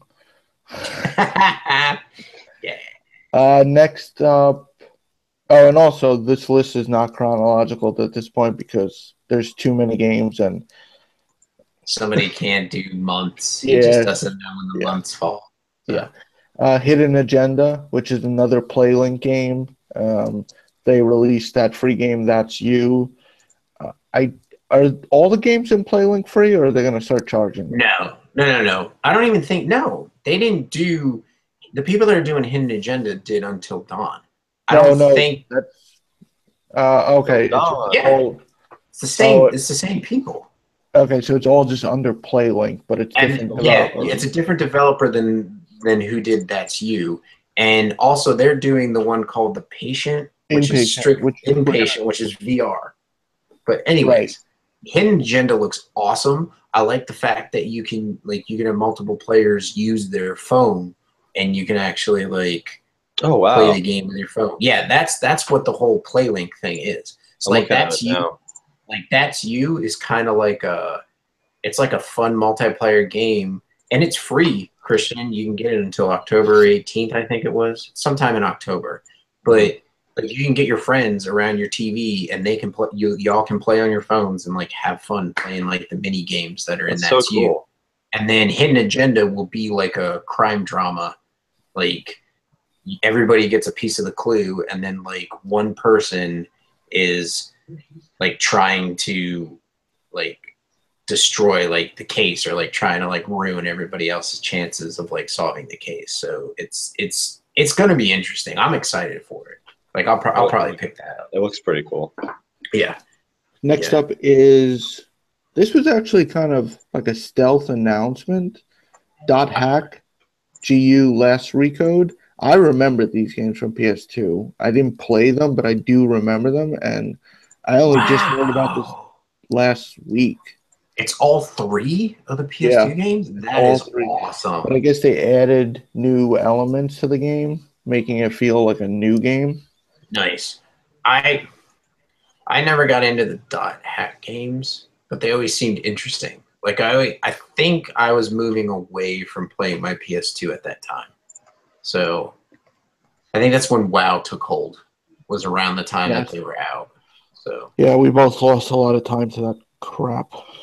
It's not crap. I really enjoyed my time with WoW. I will say that. I thoroughly enjoyed my time with WoW. I had a great time with it. But anyways, so if you're a .hack fan, you can get all 3 of the games remastered on your PS4. So, I mean, I guess that's going to be a $60 game, which is not bad. Because like if it's three games, I wonder if it's going to have. It might just have one platinum for all 3 games. Because I know like the Nathan Drake collection is like 3 platinums for each individual game, but this might just be like 1 platinum for the whole game. You know what I mean? Yeah. So, it would be cool if it was a platinum for every single game in the collection, but whatever. Next up, which is definitely one of mine and Moose's most anticipated, hopefully Christian soon, Horizon Zero Dawn: The Frozen Wilds. Yes. Yeah. I'm excited about that. We won't talk too much about it because Christian, I don't know. Honestly, I don't even know that much about it to spoil or anything. They really haven't released much. There's been speculation, but I don't want to talk about that because Christian's not that far into the game.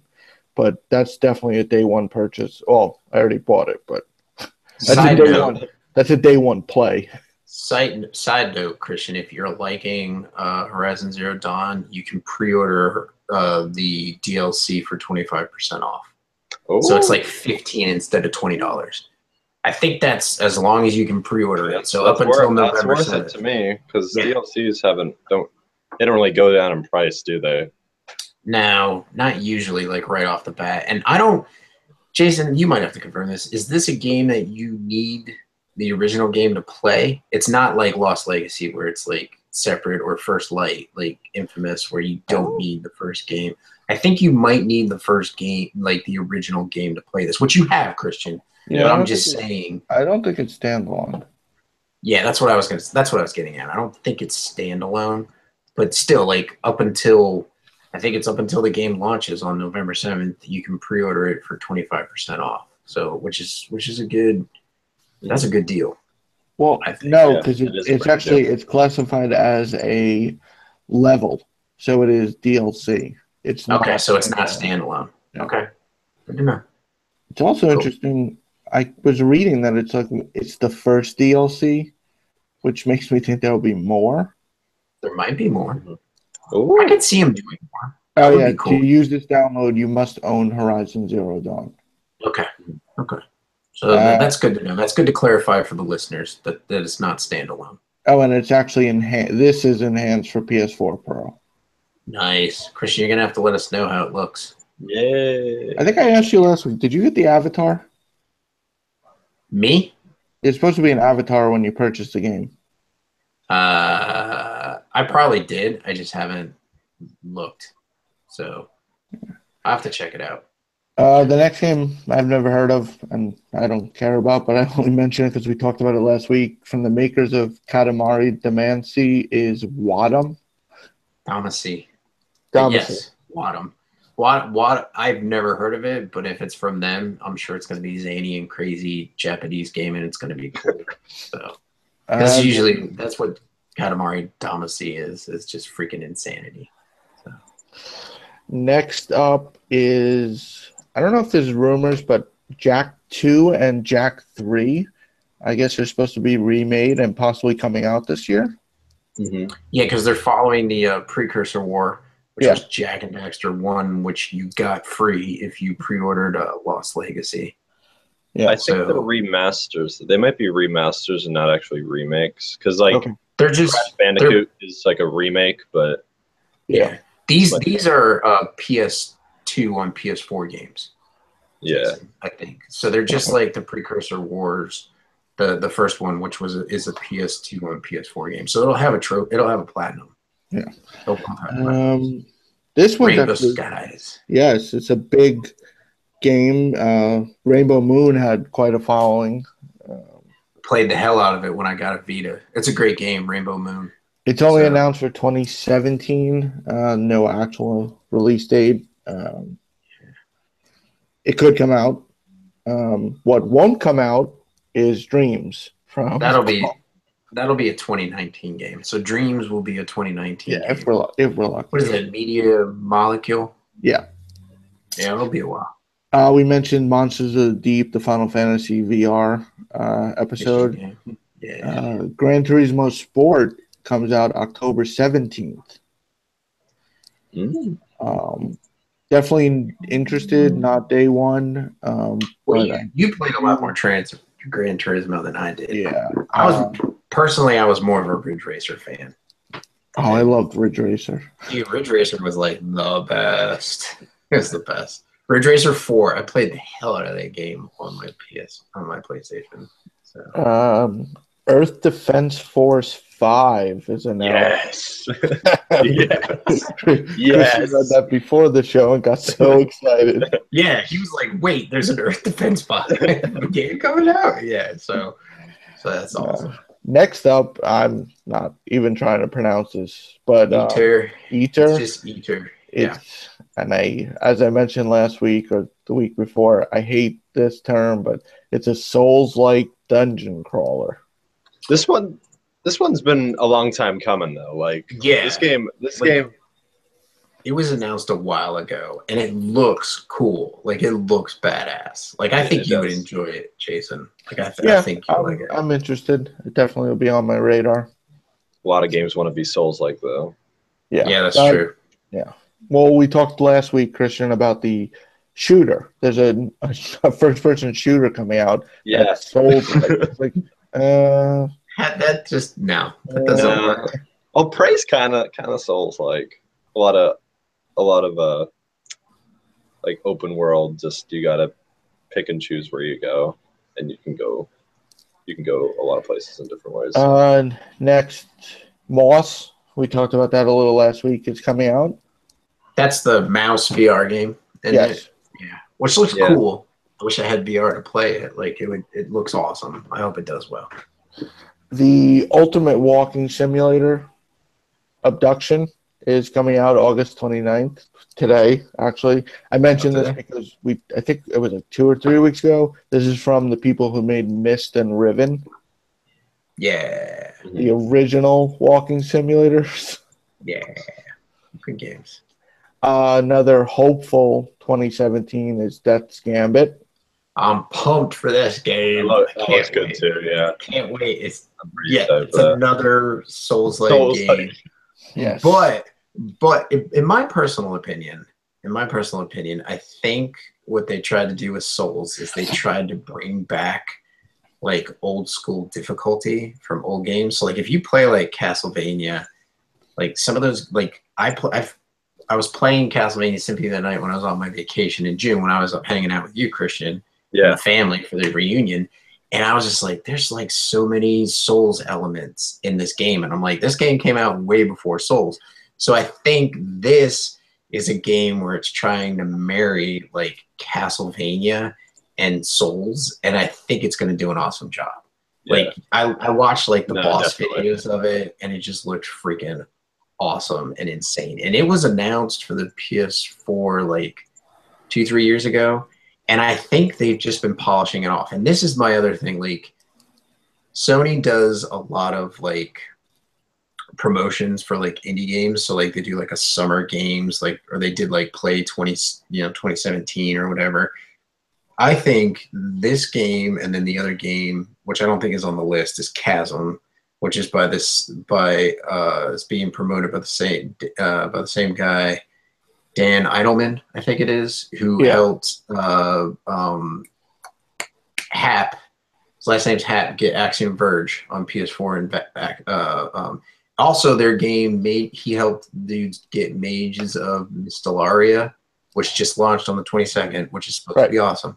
So he's doing a lot of great stuff with indies, but like Chasm is going to be freaking awesome. And I can't wait for that game. But this game, Death's Gambit and Chasm, I feel like they're going to be two games where it's going to be a surprise launch in the fall with one of their promotions, either of them. This is for either of the games. I think Sony's got these kind of like as indie aces up their sleeves where they're just going to announce one in the fall. It's just going to come out, and then they're saving one for PSX where they're going to be like, it's available now.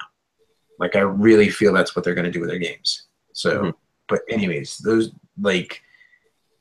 Chasm is very similar. It's like similar looking, but it's like procedurally generated, but it's not procedurally generated where it's like completely random. Like the world's built with certain rooms, and then the game just picks from like 200 random rooms to build the world. So it's like it's different each time you play it, and it's a dungeon crawler. If you tip for any listeners that's listening, if you get to like a Target, a Best Buy, or a GameStop, and you can get to a working PlayStation 4, like where they have a PlayStation 4, you can play the Chasm demo on the PlayStation 4 there. So, and it's a lot of fun. It's like maybe 10, 15 minutes if you know what you're doing, but it's pretty fun to just go through and play the game. But anyways. You know what Death's Gambit looks like to me? A cross between Salt and Sanctuary if it was made by Drinkbox. Yes. Yes. I can agree with that. Because like Drinkbox. It's got that brighter imagery. Yeah. But it's that Salt and Sanctuary is like Soul's like 2D platformer. And it's very like pixel art. Like it looks great. Like it's not like pixel art that like kind of looks like shitty. Like it looks really good. Like the game looks just really cool. So I'm excited to play it. I can't wait for the announcement of its release. And if it falls to 2018, that's fine. I'll wait for it. So another game that's nowhere near being close to finish though. Blasphemous also looks really good. Yes, but it's only in like its aesthetic build right now. I think they said late 2018. I think it is. Yeah, it's got some work to do, but that's coming. That's coming to PS4. It's coming to Xbox One too if you like your Xbox, but whatever.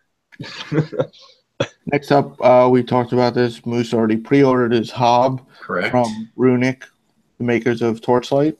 Yep.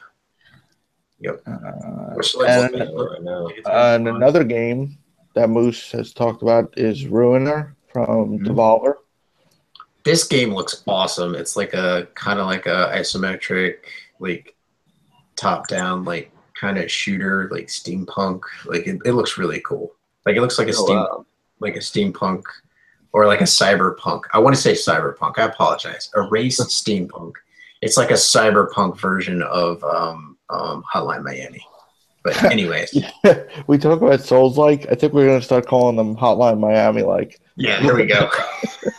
It's like the third game just this episode we've talked about. Yeah. Also a possible release is SteamWorld Dig 2. Yeah. Did you guys play the first one?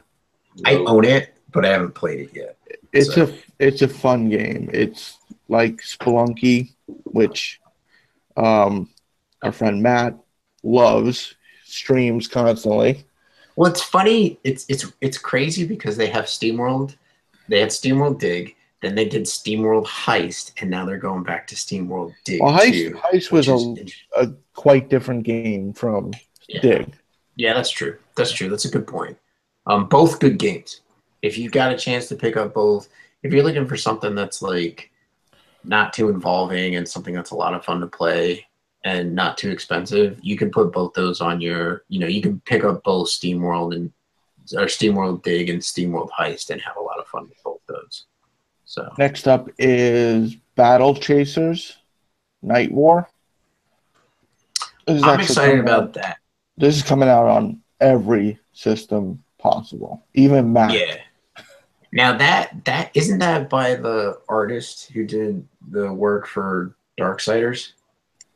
I believe yes, and it's also being published by THQ Nordic. Yes. What was the company that did Darksiders? I know they're doing Darksiders 3 now, but it's like Darksiders 3. Yeah, Darksiders 3. And like you can get Darksiders 1 and 2 for like $20, I think, for the whole thing. Vigil Games? Vigil, that's what it was. Yeah, Vigil. Which is nice to see them, still, kicking after the whole THQ fallout of them having to sell everything. So that's cool. But they're still doing stuff. But that game looks really good, Battle Chasers. Christian, you should check it out. Like, I think you'd like it. Another October 3rd, we'll see Dragon's Dogma. They're remake. So wait, are they remaking it? No. Is it a remaster? Remaster. It's a remaster. I don't think they're changing it though. Dragon's Dogma is awesome. I mean, it looks impressive compared to the PS3 version. It definitely looks impressive, but maybe I'll pick it up. I might pick it up. Another big name, Need for Speed Payback. skip it. Christian, you think you'll pick that up? Nah. I'm just not into racing games that much unless it's Mario Kart. Yeah. Yeah. Or like you need to look at a date. What is it? Grave Diggers, where it's like the old people racing game. Coffin Dodgers. Coffin Dodgers. Grave Diggers. Still, old people still. Coffin Dodgers. It's a short platinum too. It's not a long platinum. There's another one. There's another one like Bears Can't Drift. So yes. if you're looking for like kind of like a Mario Kart game on your PS4, like you could pick up either of those games and have some fun with them. I'll probably just stick with Mario Kart. It's okay. I don't have to own the Mario Kart. I just have to be able to play it at some point with people. Yeah. Coffin Dodgers is a 4 to 8 hour platinum. Yeah, wow, that's nothing at all. Wow. Yeah, and I think it was on a sale. Like it was on a recent sale, so you should be able to pick it up pretty cheap. Let's see. Another one which we know Moose won't be picking up is Middle Earth: Shadow of War. Now, no. I know Moose wouldn't pick this up even if he loved the first game because of the microtransactions. Thank you. I do somewhat agree. I want to see the extent that the microtransactions actually affect. Like if they're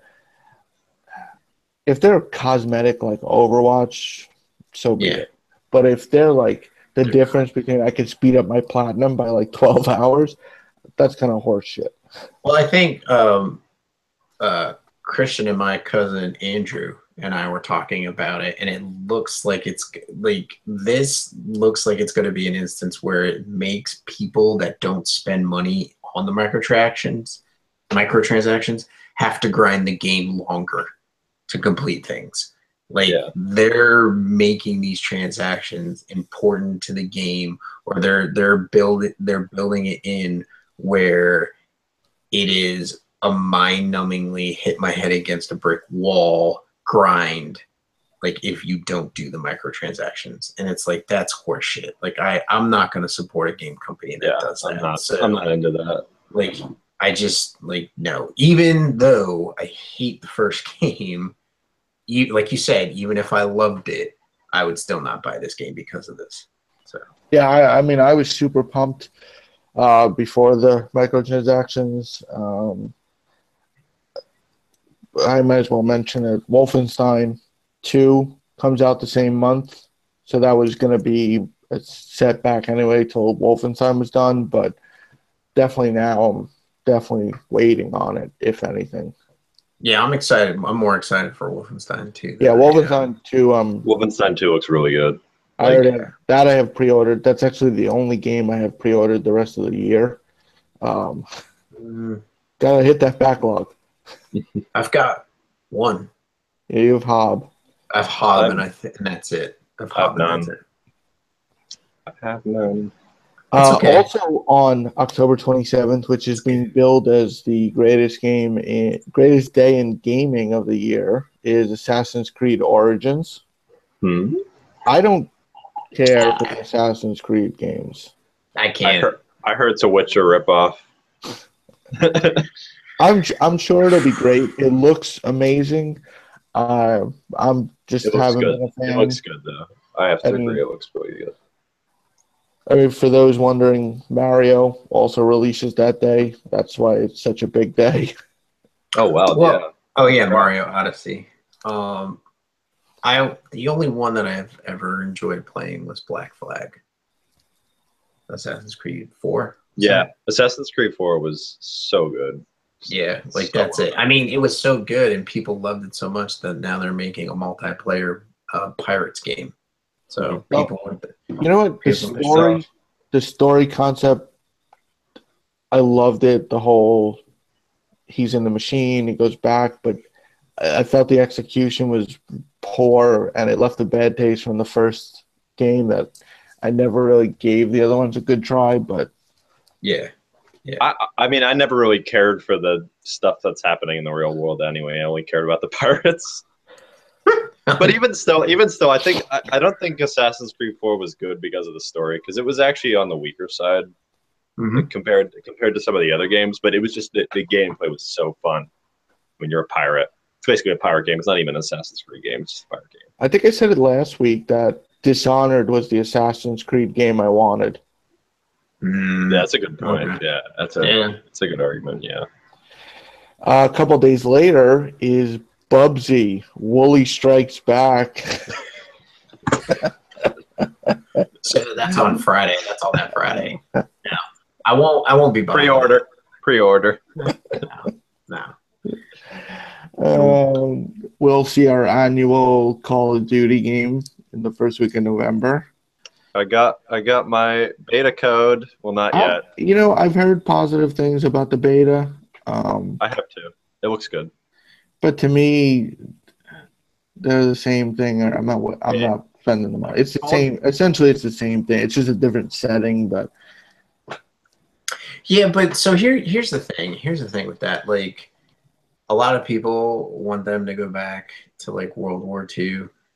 I've liked that Battlefield 1 went to World War I. I really enjoyed that. I just feel personally, and I've talked to Captain Cannon about this, like difficulty pendulum is hard to swing the other way.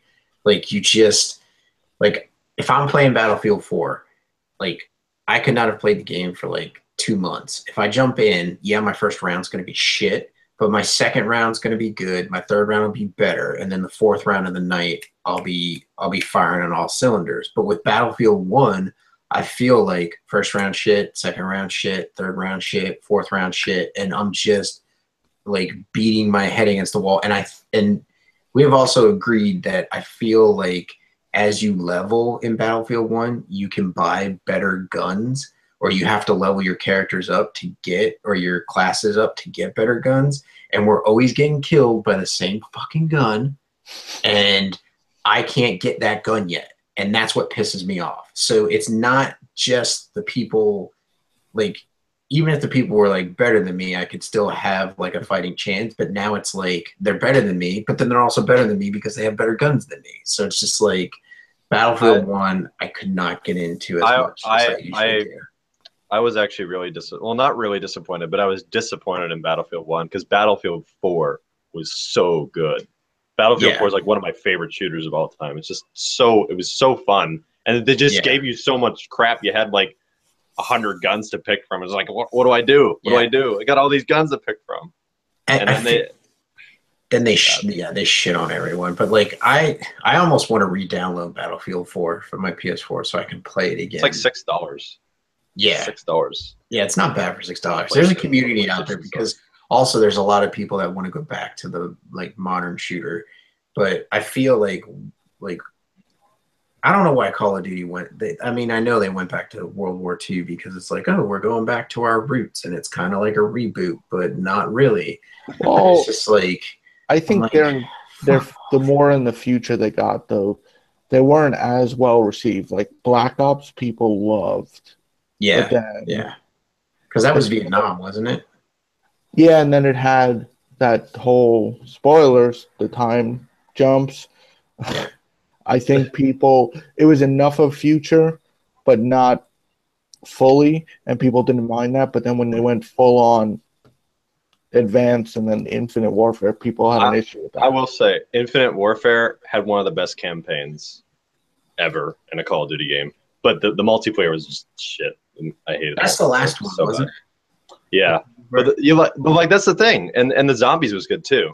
But like, just dropping the ball in the multiplayer. I think the new Call of Duty, especially from the gameplay that I've seen, it's so tired and overdone at this point.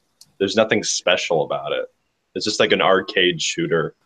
Yeah. Whereas with Battlefield, like, you know, I don't totally love Battlefield 1, but it's more in depth, and there's more replay value to it. And the whole reason I enjoyed Battlefield over Call of Duty is I feel like Call of Duty's nothing but kill count. Like all of their modes that you can play the game, it's all kill count, kill count, kill count. But like Battlefield is teamwork. Like if you are not working with your team, you are going to fail. So like you need to work with your team to win.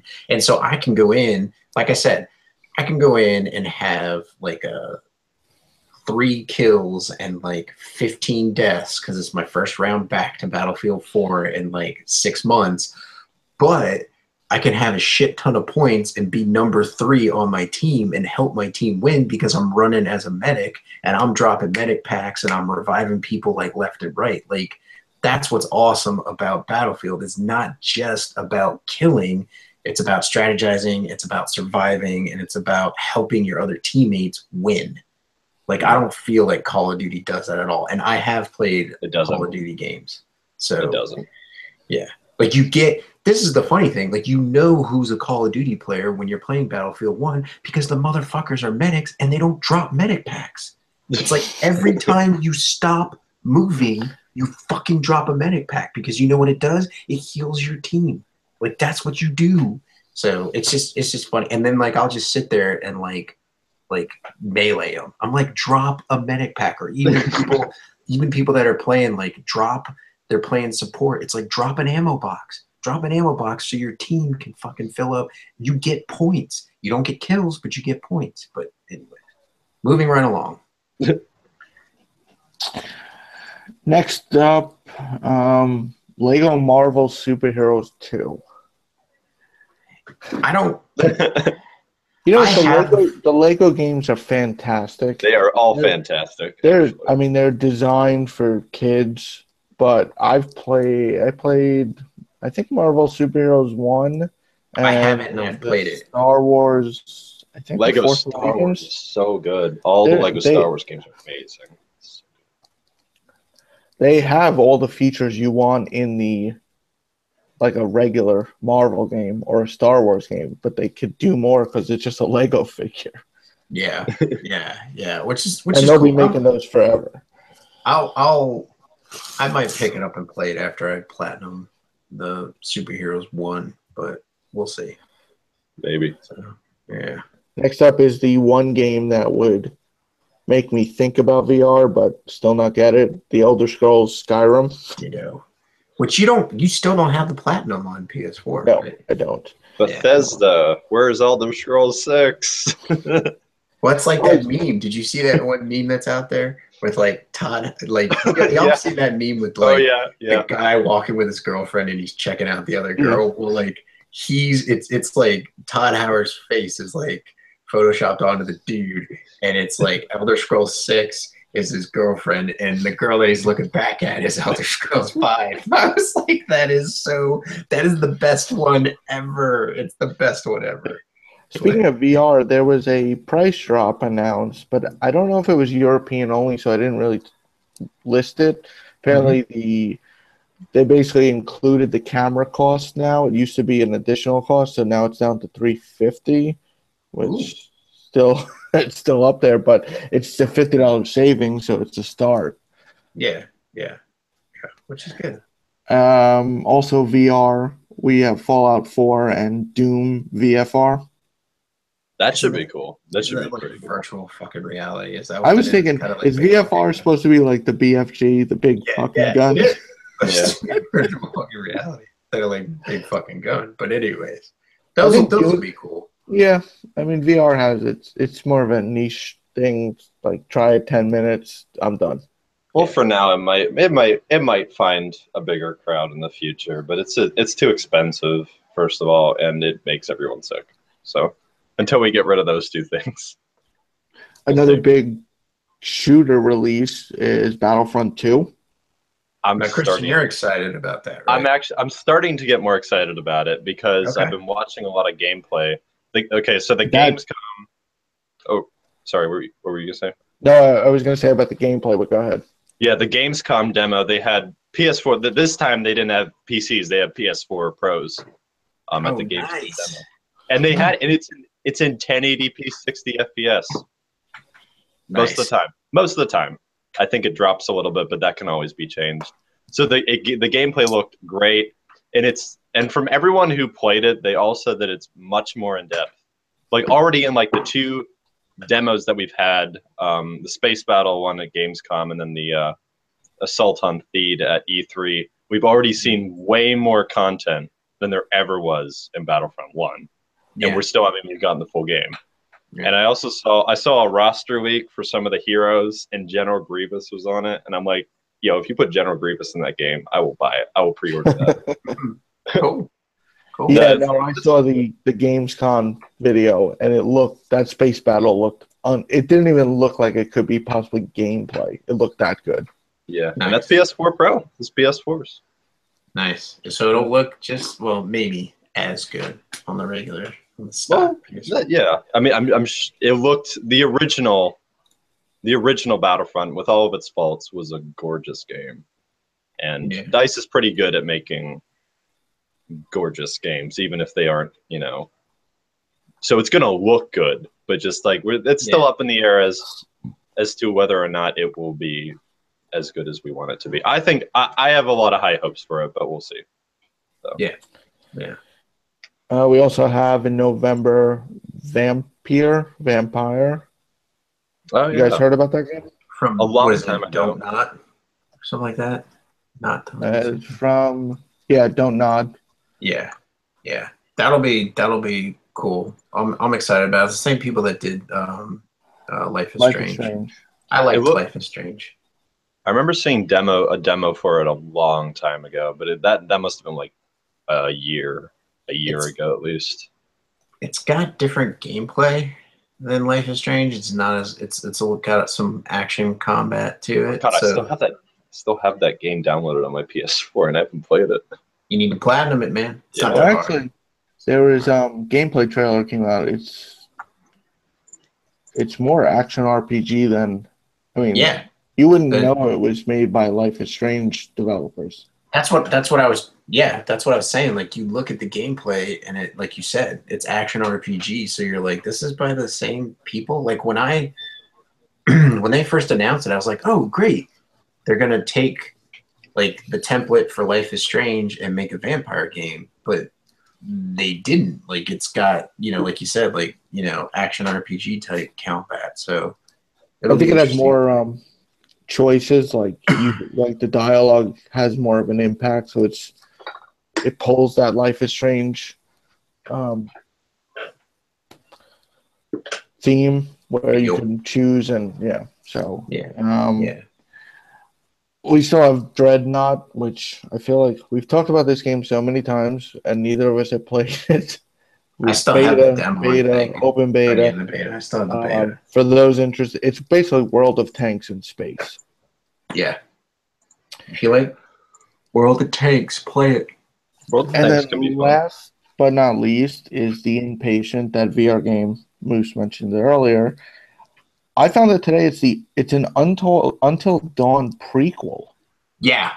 I didn't realize that. I knew it was the same developer. I didn't realize it was a prequel. Which is weird. So it's almost like, I wonder if the game's going to be PS4 and VR. Because if they just make it VR, they're gonna like turn away a lot of their fans that loved Until Dawn. Because a lot of people don't have no freaking VR, man. Yeah, and Until Dawn was a sleeper hit. Yeah, totally. I love Until Dawn. It's such a good game. You platinum it, Christian? What are you doing, man? It's good. It takes a while because I didn't realize you have to do several playthroughs or like several. Stop playing Dark Souls 3. Okay, when the Dark Souls 3 community dies, then I'll start playing my other games. But it hasn't died yet. Says the guy who went back to Bloodborne. Yeah. Miyazaki holding out for a new game so I can stop playing Dark Souls 3. I know. I think their next game is going to be Armored Core. From Software's next. It's definitely going to be there's definitely going to be an Armored Core game, but I know for a fact they're working on a dark fantasy type game that will meet fans' expectations. And what I'm saying is, like, Armored Core will be first from Software. Like, From Software will put out an Armored Core game first. Probably. And I might get that. I might get Armored Core. Yeah, I loved Armored Core on the PlayStation 1, man. I played the hell out of that game. Who doesn't love mechs? That's true. And they were my main problem with mech games when it was back in the day, where they were so freaking slow. They were so slow, and like Mech Warrior, like all my buddies in high school love Mech Warrior, and they love playing, like they play the tabletop version, they love playing like the PC version, and then there was some on the Xbox, and I'm just like, I don't like, they're sluggish. Like I want a mech game that like is fast paced. Zone in the Indoors was like one of the first games besides Armored Core that had like really fast paced combat and was really awesome. So I can't wait to see what they're doing with Armored Core. Like it'll be awesome. See it modernized. You know, it's still up in the air as to, because I know FromSoft, like Miyazaki in particular, he wants to move away from Dark Souls, and people are wondering if he wants to move away entirely from the genre itself. Yeah. And I'm kind of worried about that, but I respect the guy so much that I can't argue with him really. Well, he's like what? 50? Maybe? Yeah. 40s, 50s. He's so pretty. I think he's young. He might even be in his 30s. We're gonna find out right now. He might be my age. He is. He created the genre. Yeah, he did. But see, I can see where he's like, okay, this is what I've done with it. I've done Dark Souls 1, 2, 3, and Bloodborne. I want to go try and do something else. Let everybody else try and fill that vacuum with their ideas. Because like you look at like Salt and Sanctuary. Salt and Sanctuary is like a really cool 2D side-scrolling Dark Souls game. Mm-hmm. So you got like these indie companies and these other companies like trying to take Dark Souls, like the Dark Souls formula, and kind of like make it their own. And so I think he's just like, well, people are going to be out doing that. Let them do that, and I can move on to my next project. And I have a feeling he's like, if they fail, I'm just going to go back and make like Dark Souls 4 or something else and just be like, nope, I'm the king. Get the hell out of here. You know what I mean? So yeah. It says on the Wikipedia article, he was born either in 1974 or 1975. So he's between 41 and 43 years old. So he's pretty young. So, I mean, and he looks like a healthy guy. Yeah. I don't think he does. I don't like, what is it? The guy that made Zelda, Miyamoto? Miyamoto. He's getting old. He used to bike to work every day. And then Nintendo was like, you can't do that anymore. Like Nintendo was like, you can't bike to work anymore. So I could see like him just like in 4 or 5 years just coming back. Or he could, this is the other scenario, and I've talked to Captain Canada about this. Like, I could see him kind of being like a producer on Bloodborne 2 and Studio Japan making the game. Mm-hmm. So like he's over here doing like his new IP, or even he could be the one that's doing Armored Core. Mm-hmm. You know what I'm saying? Like trying to take on a new IP, well, not a new IP, but like a new genre for him, like moving over to like something that's different than Dark Souls. Maybe a breath of fresh air. Yeah. You know, maybe a return to something. But I could see him doing that and being a director on that, but then also like being a producer on like a Souls-like game. And that might be all we get.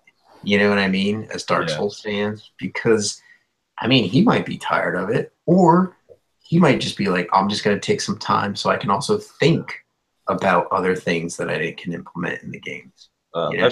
I've told you before, I love Dark Souls 3, but you can definitely tell they were running out of ideas in Dark Souls 3 because so much of the game is a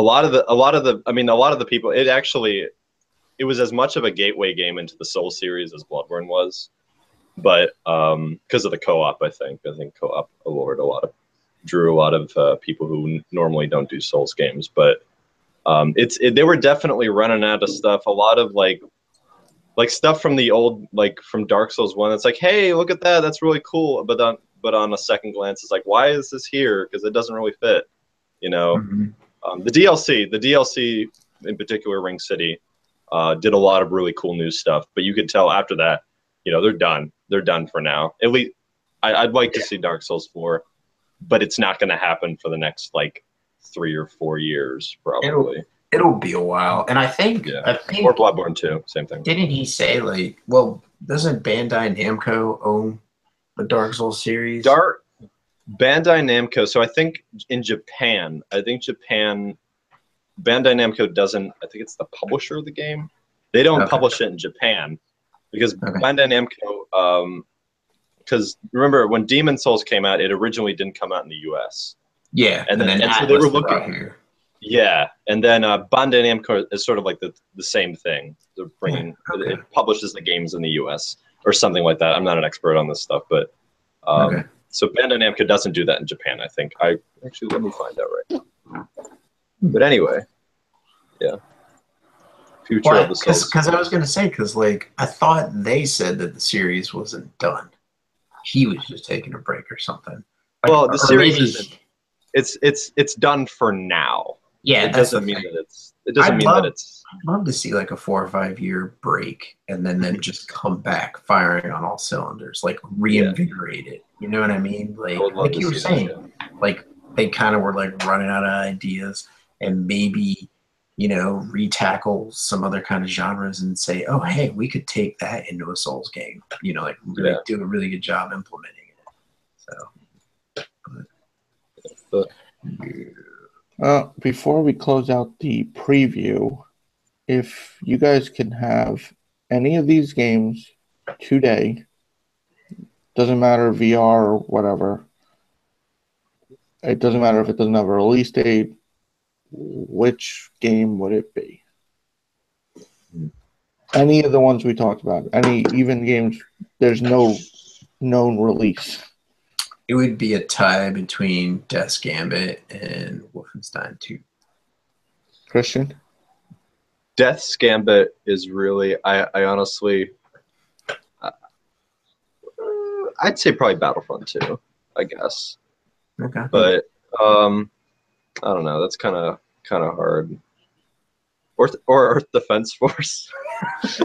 just for fun times. Just be like, I need my popcorn game. You know what I mean? Like your pop. It's not a great game. It's not a great game, but it's just a fun game. Just to blow off some steam, Yeah. Those are always good though. I'd say Death's Gambit's probably my runner-up. Yeah, Wolfenstein, hands down. Yeah. That'd be 1, 2, and 3 for me. Yeah. Yep. Now I know Jeff just got the platinum in, what is it, New Order? I have the platinum. Old Blood. I have the platinum in the first game. New Order. Yes. Okay. I don't have it in Old Blood. Yeah. I have like the challenge mode left.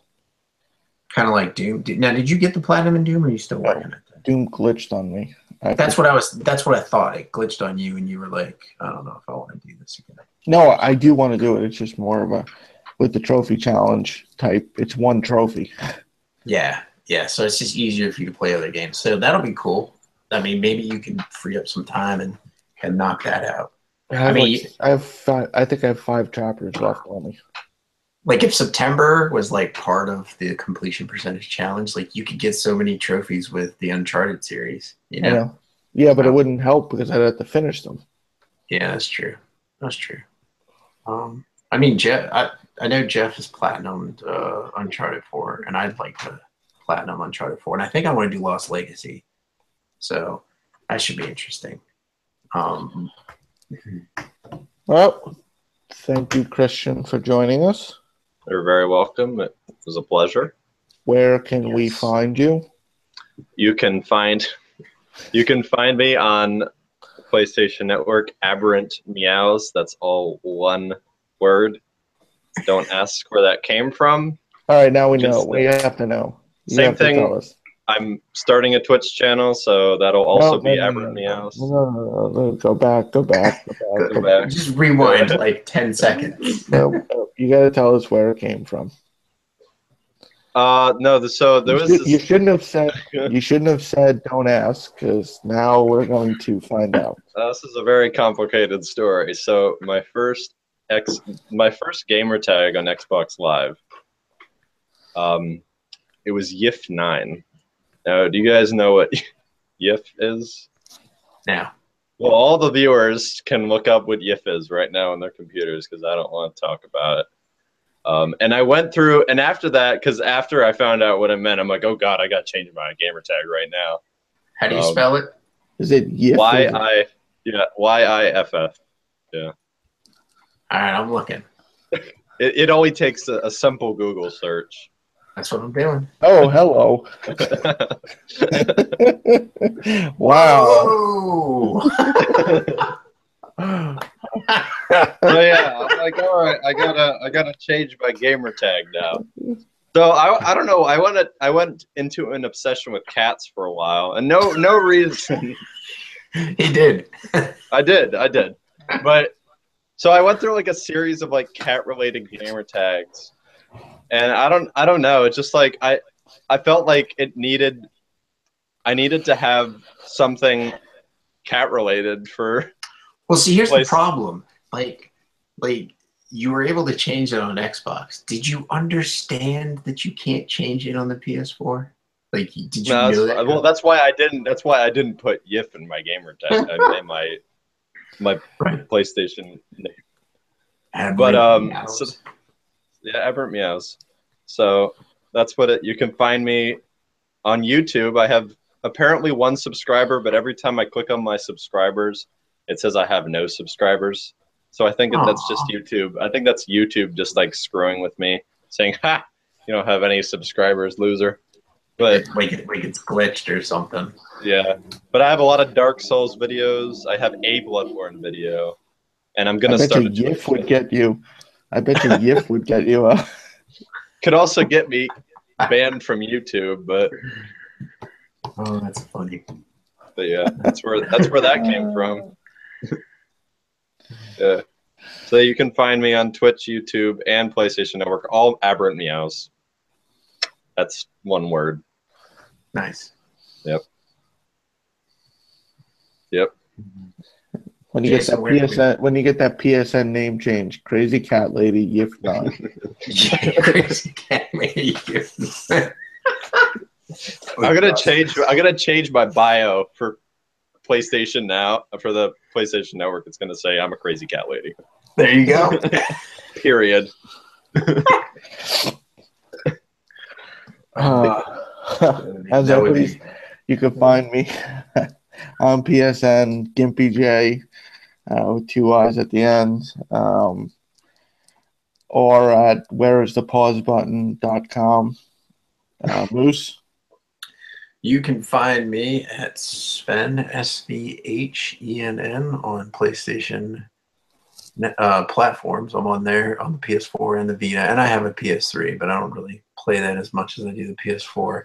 I'm also there at that handle on Twitter and Instagram and Twitch, which I'm going to start streaming some stuff. I need to. Like, I just keep forgetting to do it. Like, I log in. We'll watch each other's streams, you know. There we go. Yeah. We'll be each other's subscribers. Yeah. Lone subscribers. But and then you can also find me and Jason at NG_platinums or platinum on Twitter, which is for the show. And then you can also email us questions, comments, concerns at nerdsgoneplatinum@gmail.com, all one word. So if you want to reach out to us and tell us how we're doing, ask us some questions about games, trophies, platinums, you can reach us at both those locations. So, why do we just get followed on Twitter by Furry Fun Times? Is that you, Christian? No. No. On that note, did you actually get followed by someone called Furry Fun Times? No. On that note, I was like, wait a second, that would be a hell of a coincidence. Until next week, take care, everyone. Have a good night, guys. Take care.